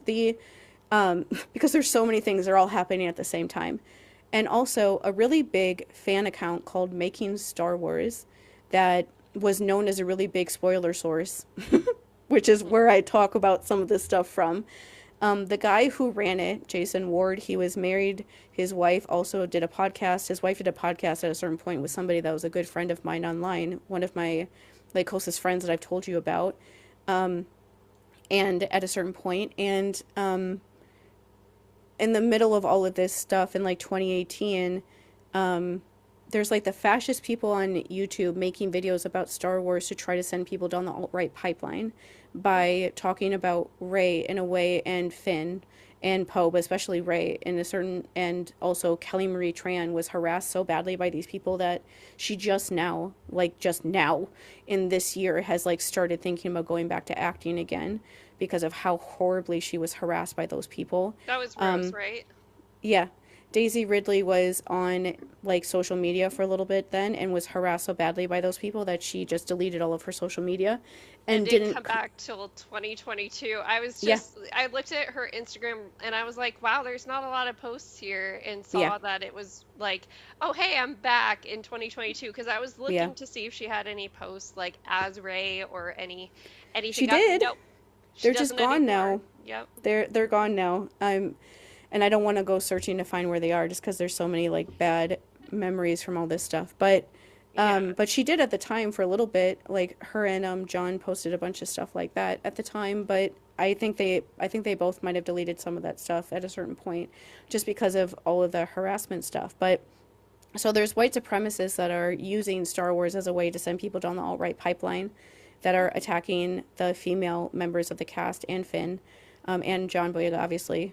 And then there's also Reylo fans that start attacking people for just like breathing too wrong for them. And then the making Star Wars thing that I was going to talk about is that Jason and Amanda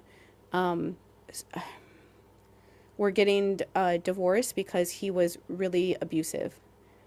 And she was in that place where she was trying to like, you know, explain things with him to try to make it not that bad. And I'm like, I know what this is. I know what's going on here. I know that this is as bad as it gets with the things that she's trying to say to me, to justify the things that he's doing. I'm like, these are the things I used to think to myself when I was growing up. And even just a couple years ago. And so I'm like, this is as bad as it could possibly ever get.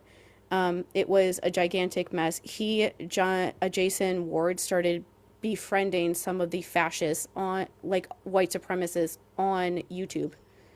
And would like give them names of female people in the fandom that don't like him anymore so that they would go after them. Like one of them, the really good friend that I had that I mentioned, she used to do like cam work and posted photos from her doing that on Twitter, just like everywhere. Oh my gosh. Yeah. And so all of that stuff was going on. And then in the middle of that, Reylo fans felt very like emboldened by Rian Johnson only interacting with them and justifying every horrible thing they've ever said about anybody. And so this thing happened where in the fandom, there were people that were like, yeah, obviously Kylo's the villain. Like, hello. Like, we've seen the movie. But then there are also Reylo fans at the same time. And you could not, like, interact with each other because they would attack you. Like, they would literally, like, search his name. Like, on Twitter, you used to be able to, like, have, like, a hashtag, like, saved that you like to, like, search for. And so they would like just search, like have that, some of them would just have his like name, like Kylo on, and if you just mentioned him in a tweet, they would all of a sudden just like show up in like mass numbers to harass you. To anyone, it didn't matter who it was, to anybody. And so like the time that I remember was in 2018 was when I went back to therapy. 2 months in, I finally told my therapist about what my dad like was doing to me growing up, which is the first time I ever told anybody.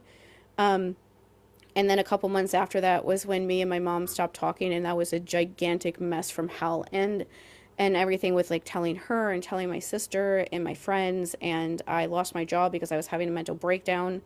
And I couldn't sleep at night. That was when I, like, at some point during this year was when I started sleeping, like, 3 to 4 hours a night. And that was the only amount of sleep that I would get. And that's how much sleep I got for the rest of 2018 and the entirety of 2019. Like, the beginning of 2020 was when I started sleeping more than 4 hours a night. I don't know how I like, existed for that long then. Yeah. But I just, like, had to, so I just did it. So all of that craziness was going on. It was pure just like psychotic insanity. on top of all the other things that were going on that I just discussed, and also Trump being president this entire time as well. And so basically, there was a time when at the end of the year I was unemployed because I wanted to go on short-term disability leave. My therapist was such a horrible therapist that she didn't even have a treatment plan for me. And I didn't know that that is something therapists are supposed to do because I didn't know anything about therapy. Yeah. And I never got short-term disability leave. So then I ended up just getting fired from my job because I couldn't work for the couple months before that. Like every day I would go to work just hoping that they would fire me. So I didn't have to show up at work anymore and pretend like I could do it because I knew that I couldn't. Yeah. I was just like, I would just sit at my desk. I didn't know this then because I didn't know that this was a thing. But sometimes people have panic attacks that are silent. And so that's the kind of panic attacks that I've always had, is that I will be in a room having a panic attack and the people in the room with me won't know that I am if I don't like visibly show something on my face or whatever. And so I would just sit at my desk every single day and be having like panic attacks where just be frozen. And I would just be thinking about all the things that I would have to do, but I couldn't get myself to do any of them. On top of like, I don't even know how I was awake during some of that time either. But at the end of like 2018, I was doing DoorDash delivery driving as the only way that I was paying any of my bills. And so during one of the times when I was doing that, which I should not have been doing because I would dissociate so much that I wouldn't even remember like driving places. I would get to places and have no memory of how I got there and things like that all the time when I was doing that. But there was one time when I was doing that and I'm somebody that I see her on TikTok sometimes. I have her blocked. But she's somebody that's still in like nerd, like whatever fandom spaces. And I didn't like her at the time because she was somebody that she was somebody that she kind of instigated a lot of things with Reylo fans. Like she made like some YouTube videos about them and talked about them in even an exaggerated way for what Reylo fans were actually doing at the time, in an over-the-top way that just made what was going on with them even worse. And so I saw a post from her, and she was talking about, of course, like stuff with Kylo and stuff. And she was basically saying, this is like the circular kind of conversations we used to have then, which was that like the things that Kylo says in The Last Jedi are things that abusers literally say. Like they're literally like verbatim the things that people like that say. And so how could you say that he isn't somebody like that in this movie? And we were constantly getting that discussion because the way that Rian Johnson was interacting with the fandom was so confusing. Nobody understood what the hell was going on anymore. And it was just like we had to believe that we were right about how we saw Kylo because it was the only thing that made any sense, even if how he was acting didn't make sense. Yeah. And so we would get in these like circular discussions about this kind of stuff where we would try to like make the point of like, this is what people who are like bad boys, but they're still like good people act like, versus really just like bad people who don't have like redeeming qualities or whatever. And that sort of like the difference between like, I have things in my life that I'm struggling with, but I'm trying, versus like, you're just a monster and you're not trying at all kind of stuff. And so she said something like that. And I just like retweeted it like you could do on Twitter and said something about how like a trailer for like the next movie came out or something or other. But I just remember saying something about how like the things that Kylo said in The Last Jedi were literally things that like my abuser would like said to me. And so like, and I said something like that, saying like, I don't think that that's like a coincidence or anything like that it's so similar. So then I went back to like DoorDash delivery driving, and then I looked back at my phone and I had 40 replies that were all Reylo fans telling me that I was ugly, that I was crazy, that I needed to go to God. therapy, that I should like put myself in a mental hospital. Like when I was actively like Doing wanting all to of that. die Yeah. every single day and was legitimately thinking about it every day, but it just like for whatever reason didn't ever try. And so it's just like they just all of a sudden they just saw me. I just because I retweeted that girl and they didn't like that girl, they showed up and said that kind of stuff to me, calling me crazy, Oh my saying that I was gosh. like mentally ill, that I like needed to get off the internet and all this like wild stuff. And I was just like, oh my God, like, are you kidding me? Like, you don't even know who I am. I'm just like a random person. I've never have like a lot of followers or anything like that. And some like the friends that I had in fandom saw that and they were like obviously like fucking pissed that they Yeah. said something like that to me because those people knew what was going on in my life when other people, online didn't necessarily know everything, but they did. And they're obviously upset, but that's the kind of thing that like Reylo fans would do to Yeah. everybody.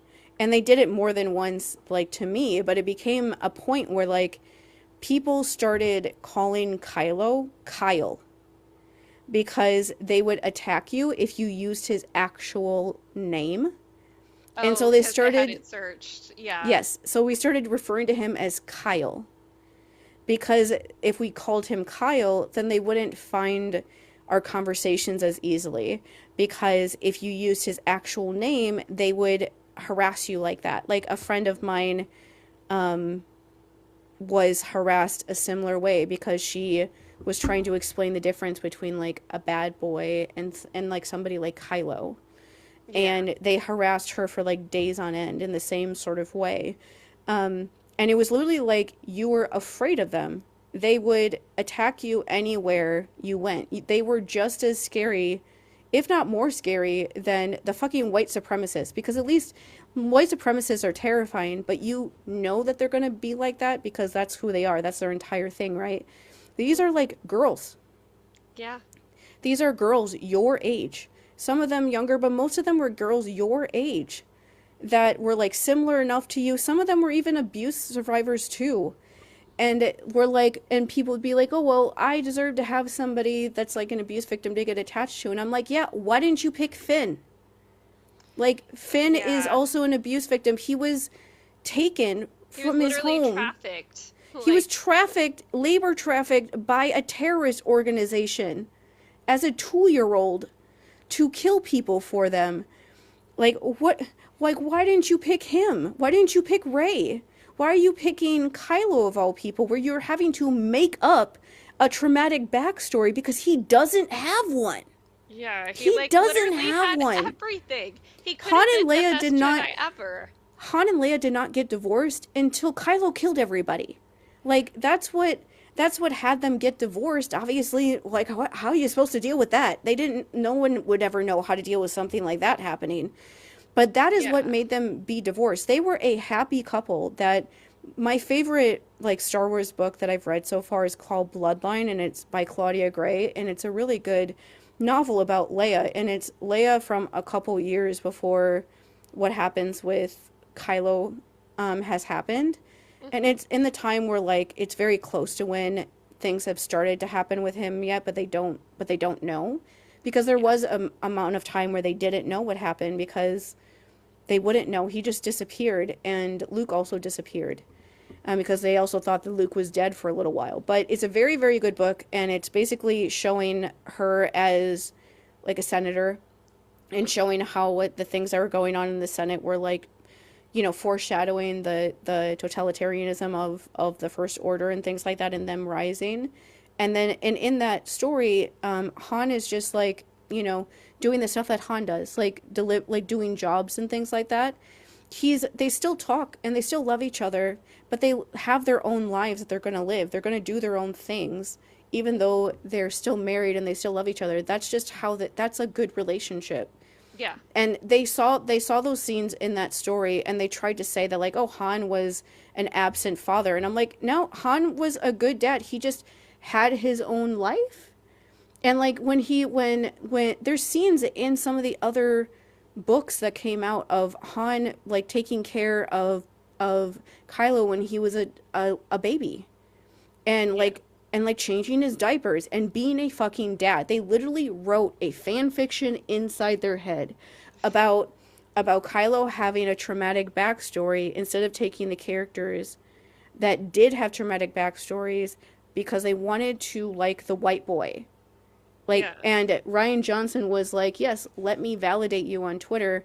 Let me like interact with Lindsay Romaine every single time she writes a story like this. Let me even interact with her in one of her many blogs about Reylo, and let me not interact with anyone else at all in any other parts of the fandom, and let me not say anything at all about how the Reylo fans are terrorizing the entire fandom. And it doesn't even stop with like the fans. Like when like a novel would come out, as they do with Star Wars, when like a novel of something would come out, as they do every couple months, when between like the run up to the next movie, if one of the books that came out would write something about how Kylo was a villain, they would attack the writer, the author that wrote that book.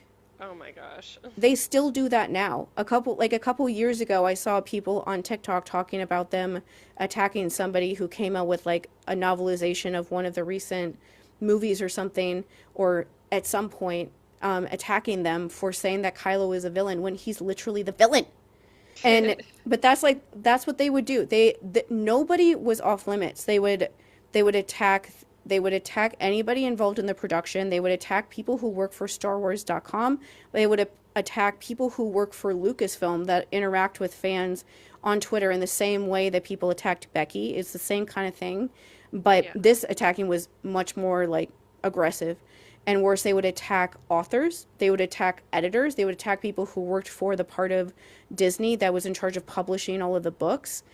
They would attack anyone and anyone that they could possibly ever find that was somehow involved with Star Wars, who ever said anything about Kylo that they didn't like. It was relentless, to the point that we made up different names for him and other people involved. Lindsay Romaine is her name. We started calling her Lindsay Lettuce so that she couldn't see what we were saying about her, because she was like their ringleader. She would write all of her blogs. They would all take what she said in her blogs as actual true gospel. She would go on all of their podcasts. Like one of the podcasts that is still around now is called the Sky Talkers Pod. And it was these two girls that were both huge Reylo fans. One of them pretended like they weren't as big of a fan as they were sometimes to try to act nice. The other one didn't try to pretend. And they started this podcast where they said that they were like analyzing the movies, but if you listen to it for more than 30 seconds at a time, you could tell that they were analyzing it in the way that they were trying to legitimize Reylo by watching it. Even like they came up with like their own order of how to watch the Star Wars movies, and it was like everything built to like Kylo more. And you could just tell, if you thought about it for a little bit, you could tell that that's what they were doing. They would be around when all the other Reylo fans were harassing people. They wouldn't stop them. They wouldn't say anything about it. They would act like they were, but they would never say a single thing. They would talk to Lindsay Romaine on their podcast all the time. They would talk about them constantly.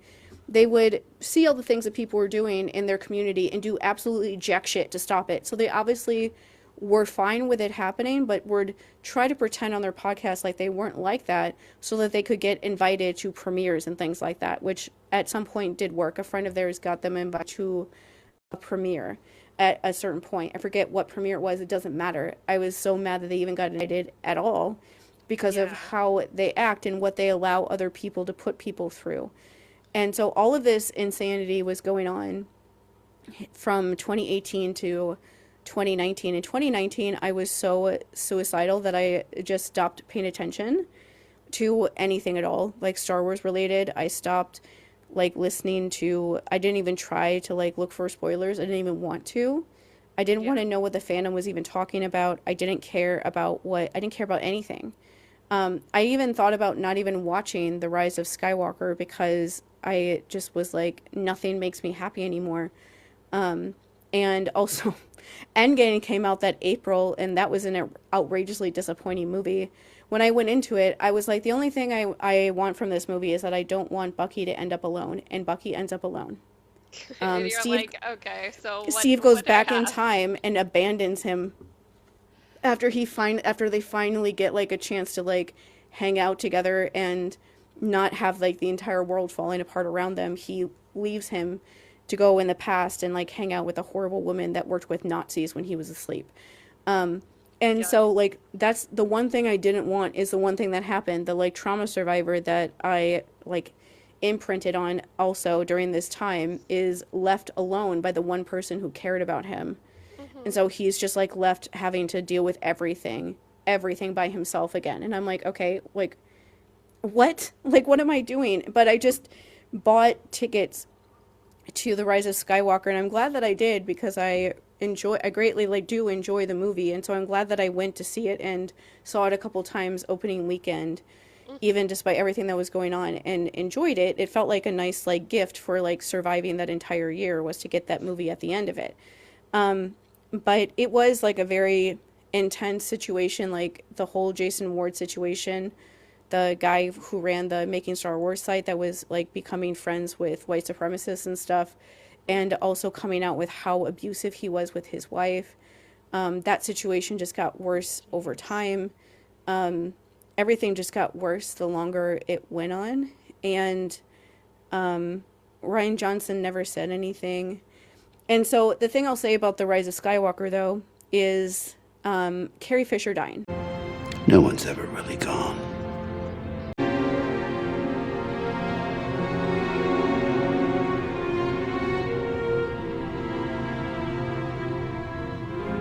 So Yes. how how the like the behind the scenes stuff for the last movie was it initially was they were supposed to have Colin Trevorrow, who wrote Jurassic World, Hmm. and like that came out like the same year, I think, in like 2016, 2017. 2016 was when Carrie Fisher died, and so that was when they were working on like the script for the next movie, because the Last Jedi would come out at the end of 2017, so they would have a script and like start filming and stuff the next movie somewhere in 2017 to have it ready for 2019. Hmm. And so at they were so one thing that people don't like to acknowledge who just want to blame J.J. Abrams for everything is that Disney is like was very involved in like some of the decisions that Star Wars made about like who was involved in things, because it was making them a gigantic amount of money. Yeah. And so like the CEO at the time, Bob Iger, I think his name is, he was he like wanted Colin Trevorrow to write and direct the last movie, because he directed a movie that and wrote a movie that people liked that was like a smaller movie similar to like what Ryan Johnson was kind of like. I forget what it's called now. It doesn't matter. And the Jurassic World movie was coming out that year, and people were really like excited about him as like a writer and director and stuff. Probably because he was doing everyone knew that he was going to do Star Wars too. And like Jurassic World came out, and that movie is really weird. Like he has the children be like there's like clones in that movie for no reason whatsoever. Like Okay. it's just like some of like the kids are like clones of each other, and there's like no narrative reason really for it. It just happens. It's very strange and like over the top and really Interesting. weird. And so anyway, they said later on that Colin Trevorrow, they like Disney kind of picked him for like the last movie. They they had him they went back and forth with him a lot about like the script and things like that. And the way they put it was like they finally got to a point where they felt like the script was like okay, we're like okay, we can like shoot this script as a movie. Like the other scripts I thought like weren't even good enough for that, but they finally felt like they got to like that point, right? And then Carrie Fisher died. Yeah. And so the last movie was going to be like Leia's movie. Like every movie was going to be about one of them. First one is Han, the second one is Luke, and the last one was supposed to be hers. She was really excited about how the last one was going to be hers. And then she has like a massive cardiac arrest moment, massive heart attack when she's like landing, when she was flying, I think home to, she used to go to England a lot. And so I'm pretty sure that's where this happened, where she just had one when the plane was descending, about to land, and just died. And in like the saddest way ever, that she died, and then the next day her mom died.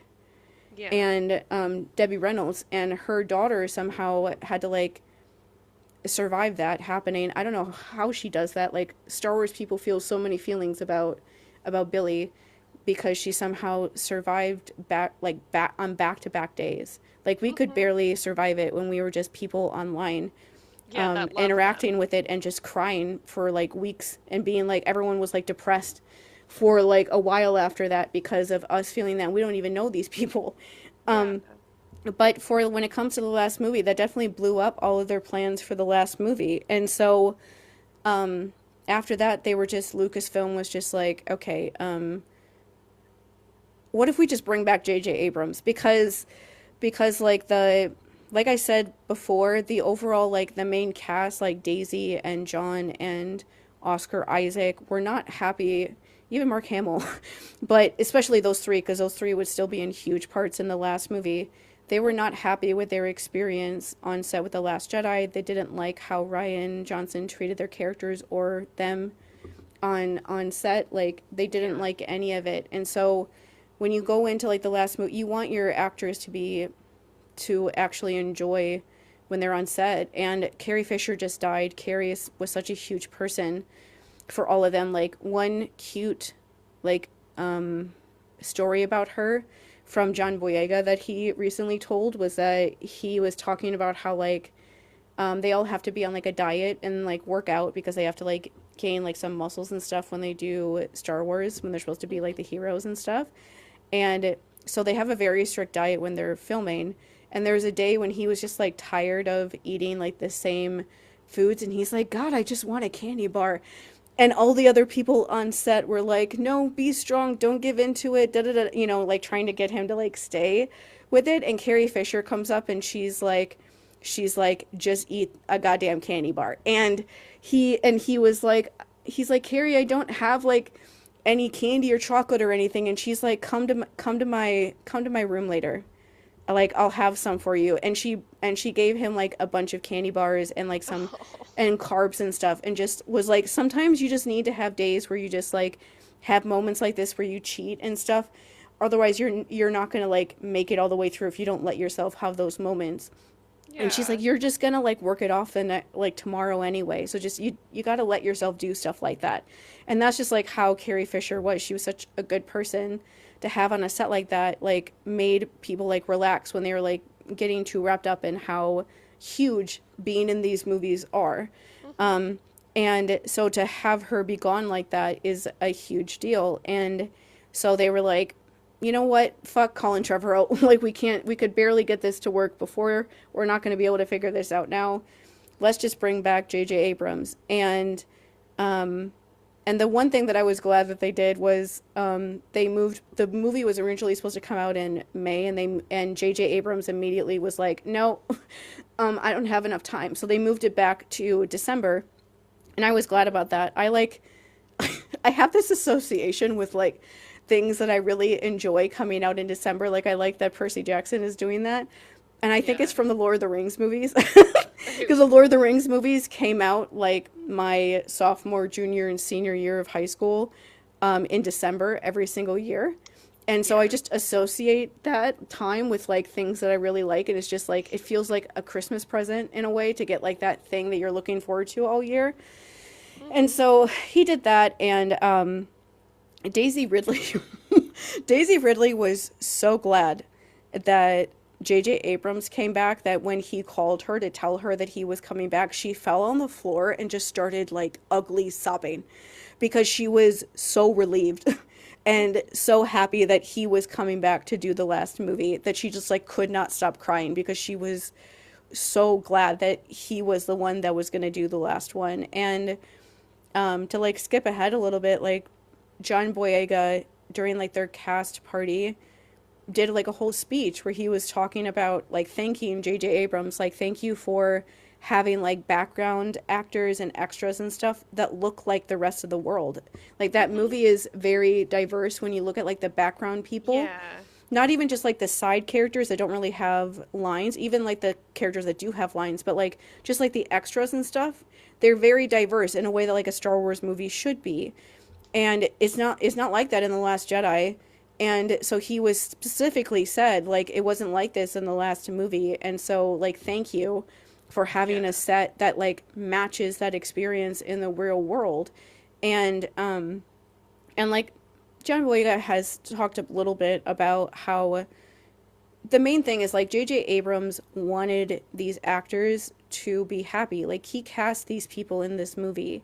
He set up the best storyline you could imagine for Rey and Finn, and Rian Johnson just like smash hammered it to death. And so like he set everything up you could possibly ever want for these characters, and then somebody else ruined it. So this last movie was him trying to like right the course and get everything back, and also have like the actors that were working for them actually enjoy their experience on set instead of being fucking Yeah. miserable like they were during The Last Jedi. And so like one of the things that John like mentioned to him was like in like the first couple movies, it makes sense in The Force Awakens, but still like they have scenes where like Finn like falls over or whatever because he's like, it makes sense in The Force Awakens because he's afraid and he's like new to everything. But those kind of scenes happen in The Last Jedi too, and he's like, I don't want to do that. I want to be like in these big fight scenes, and I want to be able to fight people and like show that I know what I'm doing, and I can fight with a lightsaber too, and I want to have these scenes where I get to do these sort of things instead of being the one that gets like knocked out or whatever. Yeah. And JJ's like, yeah, we're gonna like, he's like, that's like the one thing that he asked for him to do with JJ, or JJ to do with his character, and there are definitely a lot of scenes like that he does in that movie. And like he came to him specifically and said like, yeah, we're gonna do this scene with this person. Like he came to him and was like, we're gonna do a scene with you and Oscar with Chewie running down the hallway fighting people and this and this and this. And John was like really happy about that, and actually gave him like a storyline about him as a character. Like I'm pretty sure that like the Gianna character is there because of how badly John was treated on The Last Jedi. Like let's have a female character that is also black that is on screen with John, with Finn, because like can he not be the only black person? like Yeah. that's like let's do that. Let's have him I not also be the love only that black she was person. like a female stormtrooper because Yeah. like I actually had to look this up when I watched the first one. I was like, wait, I thought all the stormtroopers were clones. I didn't realize because they don't intro the fact that they started labor trafficking children. Like they don't intro that very effectively, in my opinion. But like that scene that you get with them where it's like, yeah, I was also taken as a child and I felt something one day like I don't want to do this anymore. I love that they did that in the last movie. Yeah. And like John Boyega, after the movie was out, he would talk on Twitter about like, oh, I want Finn to end up with Janna. And some people were like wanted him to end up with Rey, which like makes sense, but like I remember at the time just being like, shut the fuck up about that to John Boyega. Like John Boyega, and he explained it himself, but it was like he wants that on screen and wants that for Finn because it's like he's like, I want to show black love. Yeah. And that's what that is. And he's like, yeah, John Boyega should get whatever he wants. Like I always think that John Boyega should get whatever he wants, but I especially think that after how he was treated, and this is when it gets into an absolutely crazy place. And so oh god, so when right before the Rise of Skywalker was going to come out, you know, Lindsay Romaine was still putting out all of her things about Reylo, and things were especially crazy with them, and you just like didn't know what they were ever going to do or what they were ever going to say. And so John Boyega did this interview where they were asking him about like the harassment stuff that they get from people online. John Boyega would have the funniest responses sometimes. Like I should look and see if I can find some of like the old like screenshots that I took back in the day, because some of the ways that he would respond to like some of those sort of people would be absolutely hilarious. But either way, he was just talking about that. And he said something like sometimes you like feel okay with it, and I think like that's not going to get to me, and then other times I feel like he's talking about like sometimes you're just like weak, and when those comments and stuff like that get to you, whatever. So Lindsay Romaine, the like ultimate #1 like Reylo fan, writing her dissertation about them, all of them follow everything that she says. She posts a tweet saying like, oh, John Boyega, I can't believe that I read this interview where John Boyega called Kelly Marie Tran weak for how she responded to the harassment that she got from the overall fandom. And she posted that, and it went wild. Like, I just like imagine something like this happening in any other place. John Boyega was like viciously harassed by Reylo fans relentlessly. It went on forever. And like it was not only them, but it was obviously other racists that just didn't want to like him because he was black. But it was like they all came together because everything that the Reylo fans were saying were also racist as fuck. It was racist of Lindsay Romaine to post that in the first place and to just assume that he was talking crap about Kelly Marie Tran. Like, John Boyega and Kelly Marie Tran are really good friends. I don't know if you've noticed that John Boyega becomes really good friends with anyone he does a movie with, but he does. A lot of his scenes were in The Last Jedi. He talked about her all the time. He talked about how much he loved her before the movie ever even came out. He loved her. He still does. And he was not talking about her. He said later on, like, sorry that I worded this wrong, but I was talking about myself. I was talking about times when I felt like I was weak. I was not talking about her. It is a gigantic leap to immediately just assume that he is talking shit about his coworker that was horribly harassed that badly by people in a very extreme way in between the movies. And so it just like was open field day for him where like Reylo fans just would not stop for like weeks before the movie came out. It was just never ending. When I would be at like my treatment program and I would get on Twitter and I would see people talking about showing the things that they were sending to him and seeing like some of the responses he was trying to say to them, or just showing the things that they were saying to him at all, to like almost like keep track of it so that they couldn't pretend like they didn't say any of this later on. And it was absolutely the most disgusting thing that I have ever seen anyone ever do. And so Rian Johnson said nothing.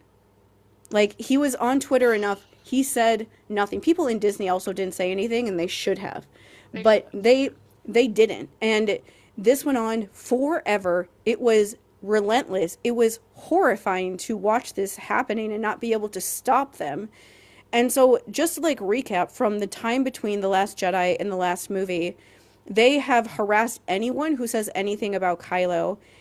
From like people who work for Lucasfilm all the way down to like regular fans, they are now harassing the star of the movie.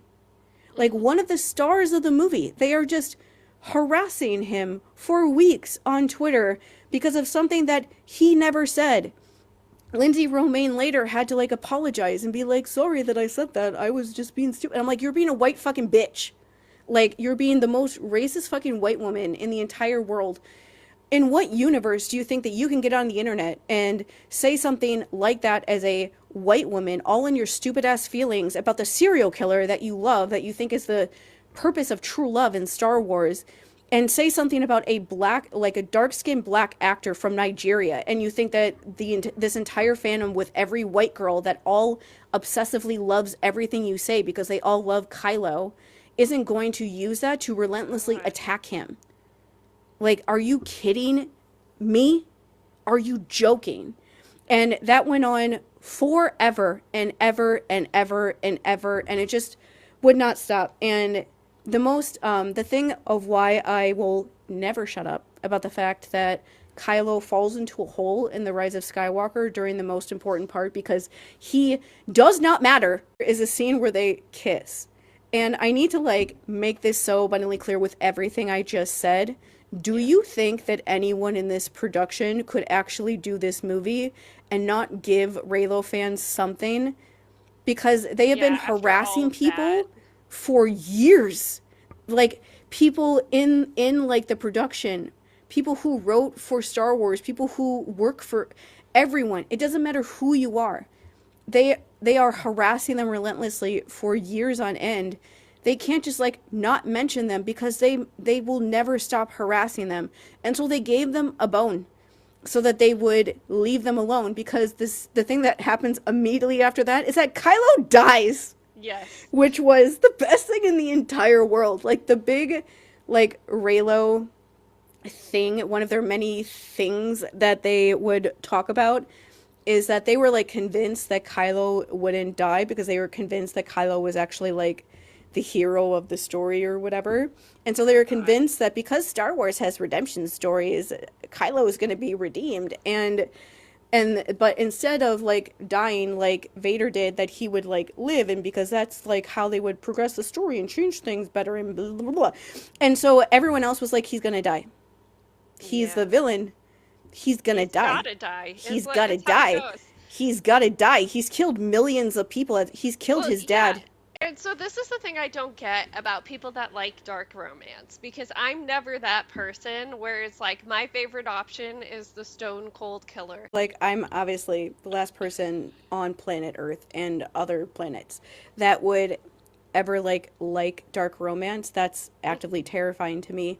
Like, I know that that's just like trauma that I have, that those stories just Yeah. remind me of stuff that happened to me, but like it feels, when I see those stories, I can't like separate it from the things that happened to me, and so There's almost it always abuse dynamics. yeah, it like scares me that people like those stories, because it feels like, is this why people didn't realize that this kind of stuff was happening with me, because they saw it but they were used to like stories like this or something, and they have a hard time separating like fiction from reality. I know that some people just like tropes like that because they just like reading stories like that, not because they actually take any of that stuff seriously. It's just like a fun like exercise to kind of see what that is like. Like they like kind of exploring those sort of themes, that those sort of stories come up in like a safer way. Like there are victims that like stories like that because it's a safe way for them to like engage in things like that and like figure out how they feel about it all. And so I understand that enough, even if it scares me, and there's always a part of me that just is afraid when that's the only things that people read, because that's just my own stuff. But that's, I think, where that kind of thing comes from. Like, but there's like a way that people are like aware that they're like reading a trope of like, oh, I can fix him. Yeah. But they know that they're being like super toxic about it, and that's like kind of almost what they like about it. And Yeah. because they're not like taking it seriously. But like either way, everyone before the movie came out was like, yeah, Kylo's gonna die. Yeah. He's a villain. He killed his dad. He might kill his mom. He's killed like literally millions of people. He's tried to kill Finn. He's tried to kill Rey. He doesn't deserve to live after everything that he's And I after think he everything that he's recognized done. that himself. Like that's Yeah. that's one way you can interpret the ending, is Yeah. that in becoming Ben Solo again and realizing you like, because he says the line to Han again of, I know what I have to do, I just don't know if I have the strength to do it. Like I definitely interpreted that as, I got to make sure Rey wins, Yeah. like I got to make sure Like I have to she- do something to like do like a little bit to like fix some of the damage that I did. It doesn't fix any of it, really. Like I don't call that a redemption arc at all. He just like tried to do something good at the very end before he died, instead of making his life like a complete and total waste. He at least did like one good thing at the very end by helping her when she really needed it, so that his mom wouldn't like, she's still gonna slap the shit out of him when he dies, but still like less than what she would if he didn't Yeah. do that. But yeah, a lot of that story, a lot of people like rip apart that movie a lot, but my perspective on it, with like Carrie Fisher dying, is there was no way on this planet that they were ever going to recast Leia. That makes me honestly want No. to vomit on your head. That was something that people would talk about, is if they were going to recast Leia, if they were going to, And it's just no. Like, as soon as she died, I was like, Leia has to die. And like Yeah. like in some way in the movies, like not only because the actors that knew Carrie Fisher, I think it would be helpful for them to almost like act out the like grief they would already be feeling for her not being there, and that it's going to be very like a you know, an absence. She's not on set for this Yeah. last movie when she's been there this whole time, and she means a lot, especially to the female actors that are playing Star Wars characters and stuff. And so as soon as that she died, I was like, Leia has to die. And I could not imagine like a way that Disney or Lucasfilm would ever have another way of doing it. I was like, even if it is sad, like Carrie Fisher's gone, she's the only person that could ever be Leia. I'm not even going to entertain anything else. Like, she's going to die on screen somehow. Just, and you can like not like it as much as you want to, that Leia's story is going to end this way because she died, but that's like the least of like what her death is. Like, it's Yeah. sad, but like she's as a person was the coolest person ever. Much less like, you know, her character being gone. As much as I love Leia, it's just, that's just what this is going to be, and that's what happens in the movie. They used scenes that she filmed from other movies that were like from scenes that weren't used in the movies, and basically like just used those scenes, wrote scenes around the lines that they had her saying already. So the scenes with like her in them are actually her. It's not like a gross mutated AI version of her. It's Yeah. actually her, and they just like had had the actors on set like interact. They just kind of put her in like the scenes in the movie, but it's still like her saying those things, most of them. And they have her die, and on screen, I feel like that had to happen. But either way, Kylo dies in the movie, as everyone except for Reylo fans were expecting. They were living in like their own delusional little bubble, and so this is when this story goes to another wild place. Where after this movie came out, and Reylo fans were all throwing themselves a pity party about how they were wrong about Kylo, despite the fact that people had been telling them that for 3 years by this point, trying to tell them that they were wrong about him and that you should probably listen to us. But they just didn't listen to anybody and instead harassed us nonstop. And so, including that, I talk about that Sky Talkers podcast people, because they were some of the people doing this, that they acted like everyone is so mean to Reylo fans. Nobody likes us just because you're mean to young girls who like Star Wars, and you're just being mean to us. That and wasn't and it. Yeah. like, we're sad because our favorite character died, and you guys are all making fun of us. And like, and people were like, are you, like, you have been harassing people nonstop for especially the last 2 years, including John Boyega. And The you, actual actor, yeah. like, John Boyega, and you are like, John Boyega was like, just to make the point, John Boyega was harassed so badly by Reylo fans during this time that like Lucasfilm themselves didn't think that he would ever want to be in Star Wars ever again. Yeah. Reylo fans were making themselves the victims somehow, after harassing people and then ending up being wrong. After all of that harassment, being wrong, and then having to admit that they were wrong, and they really didn't want to do that. And it was just the height of hypocrisy that they were like, you guys are just mean to us because you don't like young fans or girls that are in it, or blah blah blah blah blah blah blah blah. Like the same shit of when like people are like, oh, you don't like Ovid is misogynistic, and that's why we don't, because he doesn't like, it's that kind of white feminism malarkey. Well, so what gets me with like the one diverse Jedi we have before Finn is Mace Windu, right? Mm-hmm. And he's almost a meme in Star Wars. You know, Yeah. it's almost a meme of like, I just have a purple lightsaber because I want a purple lightsaber. Literally, And Samuel L. Jackson was like, I want a purple lightsaber, and they were like, okay.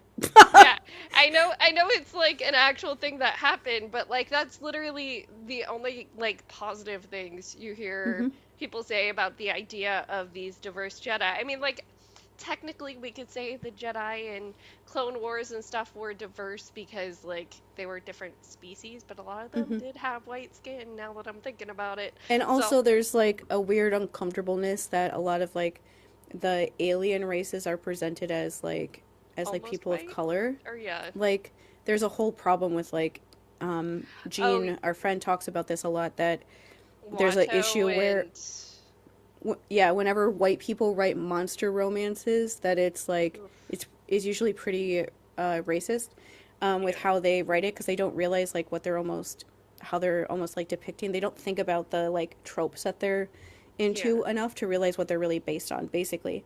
And so yeah, like JJ, no, not JJ. John Boyega's talked about this especially recently. That like yeah, in the Star Wars world, having like a background character like Mace Windu or something be or like Lando Hmm. was like a big deal, and he's like, so the idea that like I'm here and I'm black and I'm like a main character was like this crazy like revolutionary thing that like shook everybody up because just having black people in it at all was still like a big deal. And so he was talking about like how he was treated during that movie and just overall in the whole series. And I'm not even talking about the like actual queer baiting that Disney did about Finn and Poe. Like they Oh, they actually that's did? actual queer baiting. Like at the official convention that I went to in 2019, they asked questions about Finn and Poe getting together at the official convention when they were never like Disney didn't let There them. was no even hints of that. Well, there was, but like Disney didn't let them do it. Like you could tell the scene where they wanted to do it, like the my favorite scene, like the very last scene in The Rise of Skywalker, where they all start crying and give each other like big hugs. Like when Finn and Poe are looking at each other in that scene, I wanted them to kiss. And I don't like, Yeah. I don't like romance stuff. So to me, those moments are like, I love you so much that I just want to kiss you to show how much I Yes. love you, sort of moment. But you could tell that that's probably where they wanted the scene to be. But like, I know that people like to make J.J. Abrams the demon of everything, but I like, can we get a grip and think that J.J. Abrams was the one stopping that? It was Disney. Like Disney's Yeah. CEO was the one stopping that because in that last scene, J.J. Abrams put in that scene of two lesbians just making out with each other, and that was Well, definitely yeah. him just like being pissed that they JJ wouldn't let him do it. JJ was having fun with it, and the way that I can tell is I'm a Lost fan, right? And Hmm. they have this whole like for those of you guys who haven't watched Lost, there's in the last couple seasons because there was writer strikes and it was crazy. They had this weird time travel thing where they go back to Hmm. the 70s. And so there's a lot of Star Wars jokes baked in there. So you literally see actors from Lost who were having philosophical arguments about Star Wars within Lost canon Yeah. in Star Wars. I loved it. I loved it so much. Um, like you could tell he wanted to have fun with it. You could tell that he appreciated it, and especially like now that you point that out, The Force Awakens and Rise of Skywalker had more of the humor of the original three movies of four, Hmm. five, and six. Whereas, like, I think a lot of people don't like the prequels because it is a tone shift. Like, there's not as much of that like comic Hmm. relief, and the comic relief it doesn't fall right. You see people talking shit about Jar Jar all the time still to this It's day. because the movies that people think of with like humor was George Lucas didn't write those. Yeah. He didn't write Empire Strikes Back. He had other people helping him write the Return of the Jedi script. His wife fixed a lot of the very first movie script. They It's got always the divorced. wives. They got divorced when they were doing Return of the Jedi, so she didn't help him as much. I want to talk a couple few actual story things before we end. Hmm. Just because like as a person who waited so long to watch these, I there's pieces. So you've touched on what Luke or is not sorry, what Han and Leia may have been like as parents. You know, we don't see it. We know, like as you said from novelizations, you know, Han was off working, like, and I said earlier, I think at best maybe he was a tiny bit at like you know because he's not a super serious dude, so you can Hmm. see him not being serious enough to be a dad and giving like uncle energy, but still being there. Mm-hmm. And I feel like you see that play out in the actual way that Kylo is, in that like you can see him almost getting pulled back to the light whenever there's an interaction with Leia. Like Mm-hmm. I forget which movie it was in. It might have been the second one, but where he's in his like ex no, his like I don't know the names of all the ships, but he's in his ship and he's about to like press the button to shoot a missile where Leia is. Oh yeah. And the music plays, that's the same music that when Luke and Leia have their moments together. Like Mm-hmm. that music plays. And you know she's in his head. Like you Mm-hmm. just know in that moment she's in his head. And there's so many moments, like even the death scene, the way that they did it, you can tell that he did have a very strong bond with Leia, that Mm-hmm. was maybe the only thing keeping him so conflicted was like, my mom is this amazing person and I am letting her down. Mm-hmm. And I kind of loved seeing that because Leia has always been a character that's close to my heart. Yeah, and that's how everyone saw Leia. Everyone was like, he can be like that with his dad, but he can't do that to his mother when his mother is Leia Organa. Are you kidding me? Seriously. He's not going to be able to do that. We knew that like Leia was going to be the thing that somehow stopped him in some way. And like because Carrie Fisher died before they did the movie, it happened the way that it did. Hmm. The overall thing I like to say about this movie, about what I was saying to you earlier about like why I really like this movie and I like it more, the last movie, more than The Last Jedi, which most people find confusing, Hmm. is that like I don't care that the whole Palpatine thing doesn't make sense. I don't care because Yeah. the way that I look at like media in general with like everything is that it really, what to me, like part of the whole thing with like reading spoilers Hmm. that people need to always keep in mind is that reading something on like a screen doesn't ever really give you the full picture of what it's like happening when you're actually watching the thing.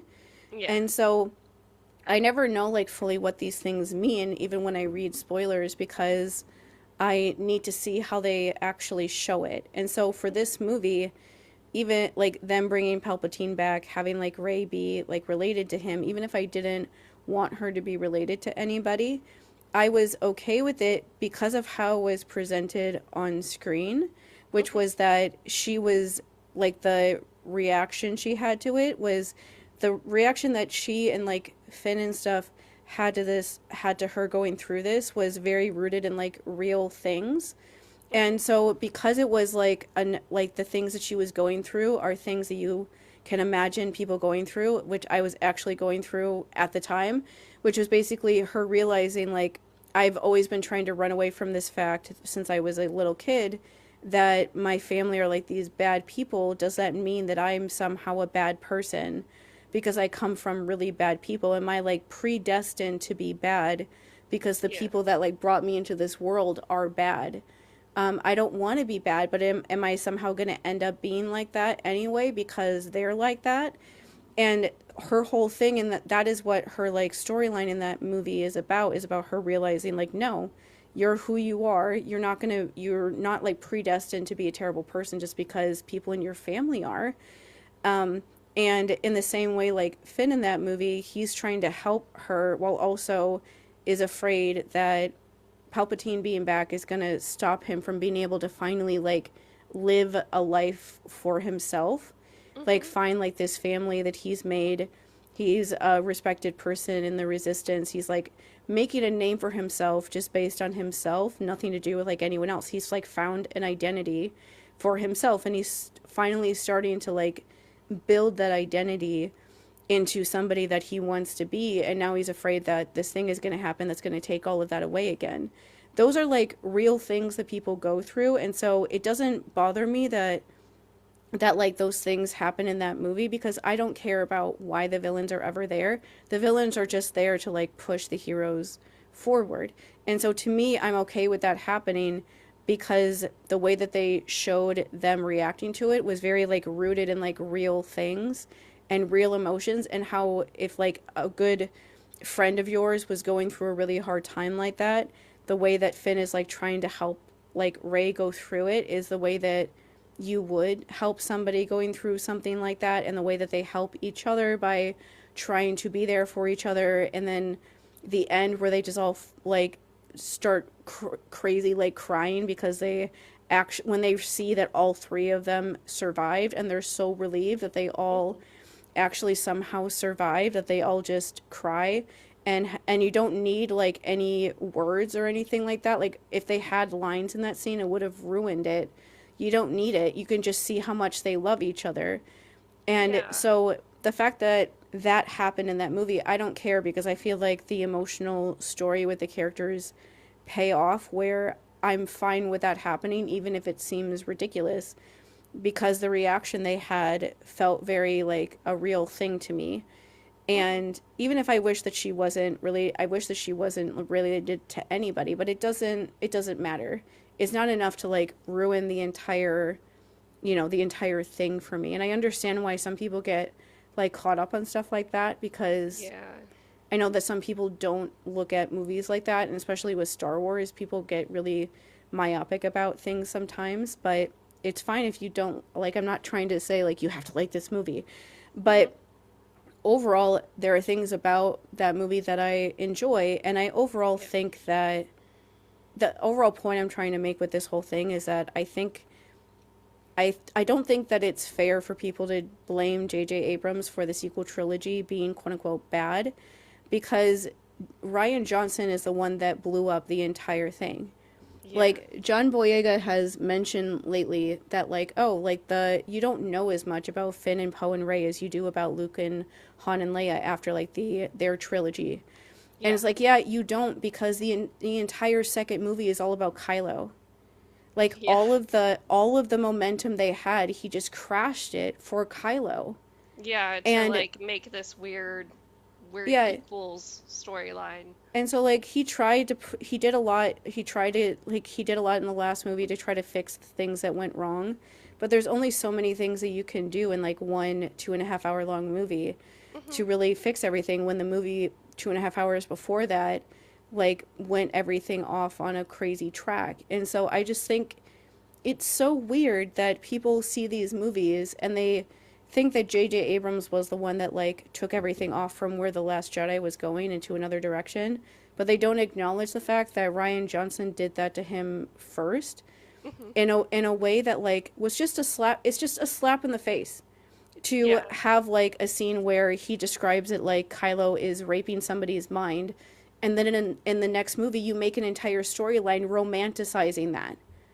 Like, what are you doing? Like, what are you doing? Like, romanticizing an abuser and making people feel like that's something that you should root for, and people harassing people for years over that. Like, Yeah. what's going on? Like, what are you're letting people do that? Like, it's Yeah, it's dumb. I just can't imagine somebody doing that. And so after I saw that movie, I was like, I'm never seeing another Rian Johnson movie ever again. I don't care how huge he is now, and that he's used The Last Jedi to become like this big director. I know everybody likes those Knives Out movies, but I will I don't never even know see what it. they are, so They're like mystery whatever movies, which fine, Yeah. but after hearing how he treated like John Boyega, much less anyone else on set, just him though, no. yeah, I agree with you on that one. And I don't know, like overall there were some positives for me, like more positives than I was anticipating as somebody who's like, I don't know if I want to watch these. 'Cause like I love that women move the Star Wars series forward. Like, it's always the female plots that are the actual meat of the story. And so to finally have a female Jedi be our protagonist, that was great. I would have loved to figure out what was gonna happen in the script when it was more a Leia heavy one, because Leia's character, it she is somehow the perfect mashup of like Anakin and Leia, or sorry, Anakin and Padme, in like such a beautiful way, where she's got the sassiness of young Anakin, but she has the same political like morals as Padme, and it really does feel like she's trying to continue Padme's work, because where Padme's story is left off, she essentially finds out this man she's having children with is going against everything she has been fighting for her entire political career. Like, Mm-hmm. a lot of people will like say her ending is just, oh my gosh, she just dies out of nowhere. But no, like, what did she have left to go back to? Like, Yeah, she didn't and really like have anything.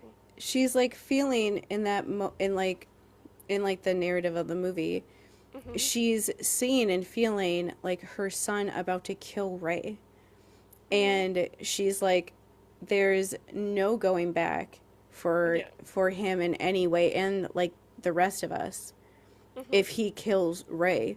And so she pulls the biggest move ever to be like, Yep. stop right now. And not only to like stop him from killing Rey, but also stop Rey from killing Kylo, because Rey doesn't need like that kind of like guilt over her head all the time Hmm. that she killed Kylo like in a rage, when she's convinced, when she's scared in that movie that she's a bad person. Yeah. And so she does that to almost like stop this like runaway train that they were on in that part. And it works. Like she dies when she's doing it because Carrie died. And but I think that they would have done something like that with her, but had her like survive and be a bigger part of like the ending stuff with Kylo and stuff if Carrie had survived. Yeah. Um, Well, but and it's like, any political stuff they would have done yeah, afterwards would have had to involve her, because that's just who she is. yeah, and like it just, that's what they had to do because she died. And I think that, considering that that's a very difficult situation to go into with this movie, like all of your main cast are unhappy from how they were treated on the last movie. Carrie Fisher, who was supposed to be the star of this movie, just died very tragically, so you have to completely rewrite the entire movie. Hmm. He just threw in Palpatine stuff so to try to make, basically to try to make the fans happy. Like between the Yeah, we'll give you movies, like another throwback. the fans were like cannibalizing each other online, between like the white supremacists attacking people and then Reylo fans attacking people. It was just like nonstop. And so they just try to give things to try to make people happy, while knowing that they were going to make this movie that wasn't what anyone intended, because Carrie died before they could make the movie that they really would have wanted to make. Just went with a villain that everybody knows, that would make like most people happy. They don't have to do anything to like introduce Palpatine as another villain in order to Yeah. reintroduce him or anything like that. Everyone already knows who he is. They know how scary he is, and so they can just introduce him from the start as a big villain, and then do all the other stuff that they actually want to do, like Finn's storyline because he had one, Yeah. and like Poe's storyline and Rey's storyline and Kylo falling into a hole and Well, then dying. thematically, it's not that far off of base, because the whole way that Palpatine was able to lure Anakin to the dark side is, I figured out a way to cheat death Hmm. so Padme doesn't have to die and your mom doesn't have to die. Hmm. And like, him not dying makes sense. It makes Hmm. sense for him to somehow figure out a way to have cheated that. So I'm not with everybody who's like, oh, this feels a little too convenient. It's just unexpected. I will say it Yeah. was unexpected, of like, she's Palpatine's granddaughter? What? For whatever reason, seems to attract people that, like, their political beliefs, not to get too into it, but their political Yeah. beliefs are literally the antithesis of what, like, the political, like, message of Star Wars is. And you can almost guarantee those are the people that are gonna be mad, especially like when we put this onto YouTube and it inevitably has keywords with Star Wars and like, sequel series and all of that. Um, those are the people that are gonna be mad. I'm gonna say it right now. Don't be a fascist. Like, Yeah. that's the only way you're interpreting Star Wars wrong, is if you somehow see the Empire and you're like, hey, so Trump. Like,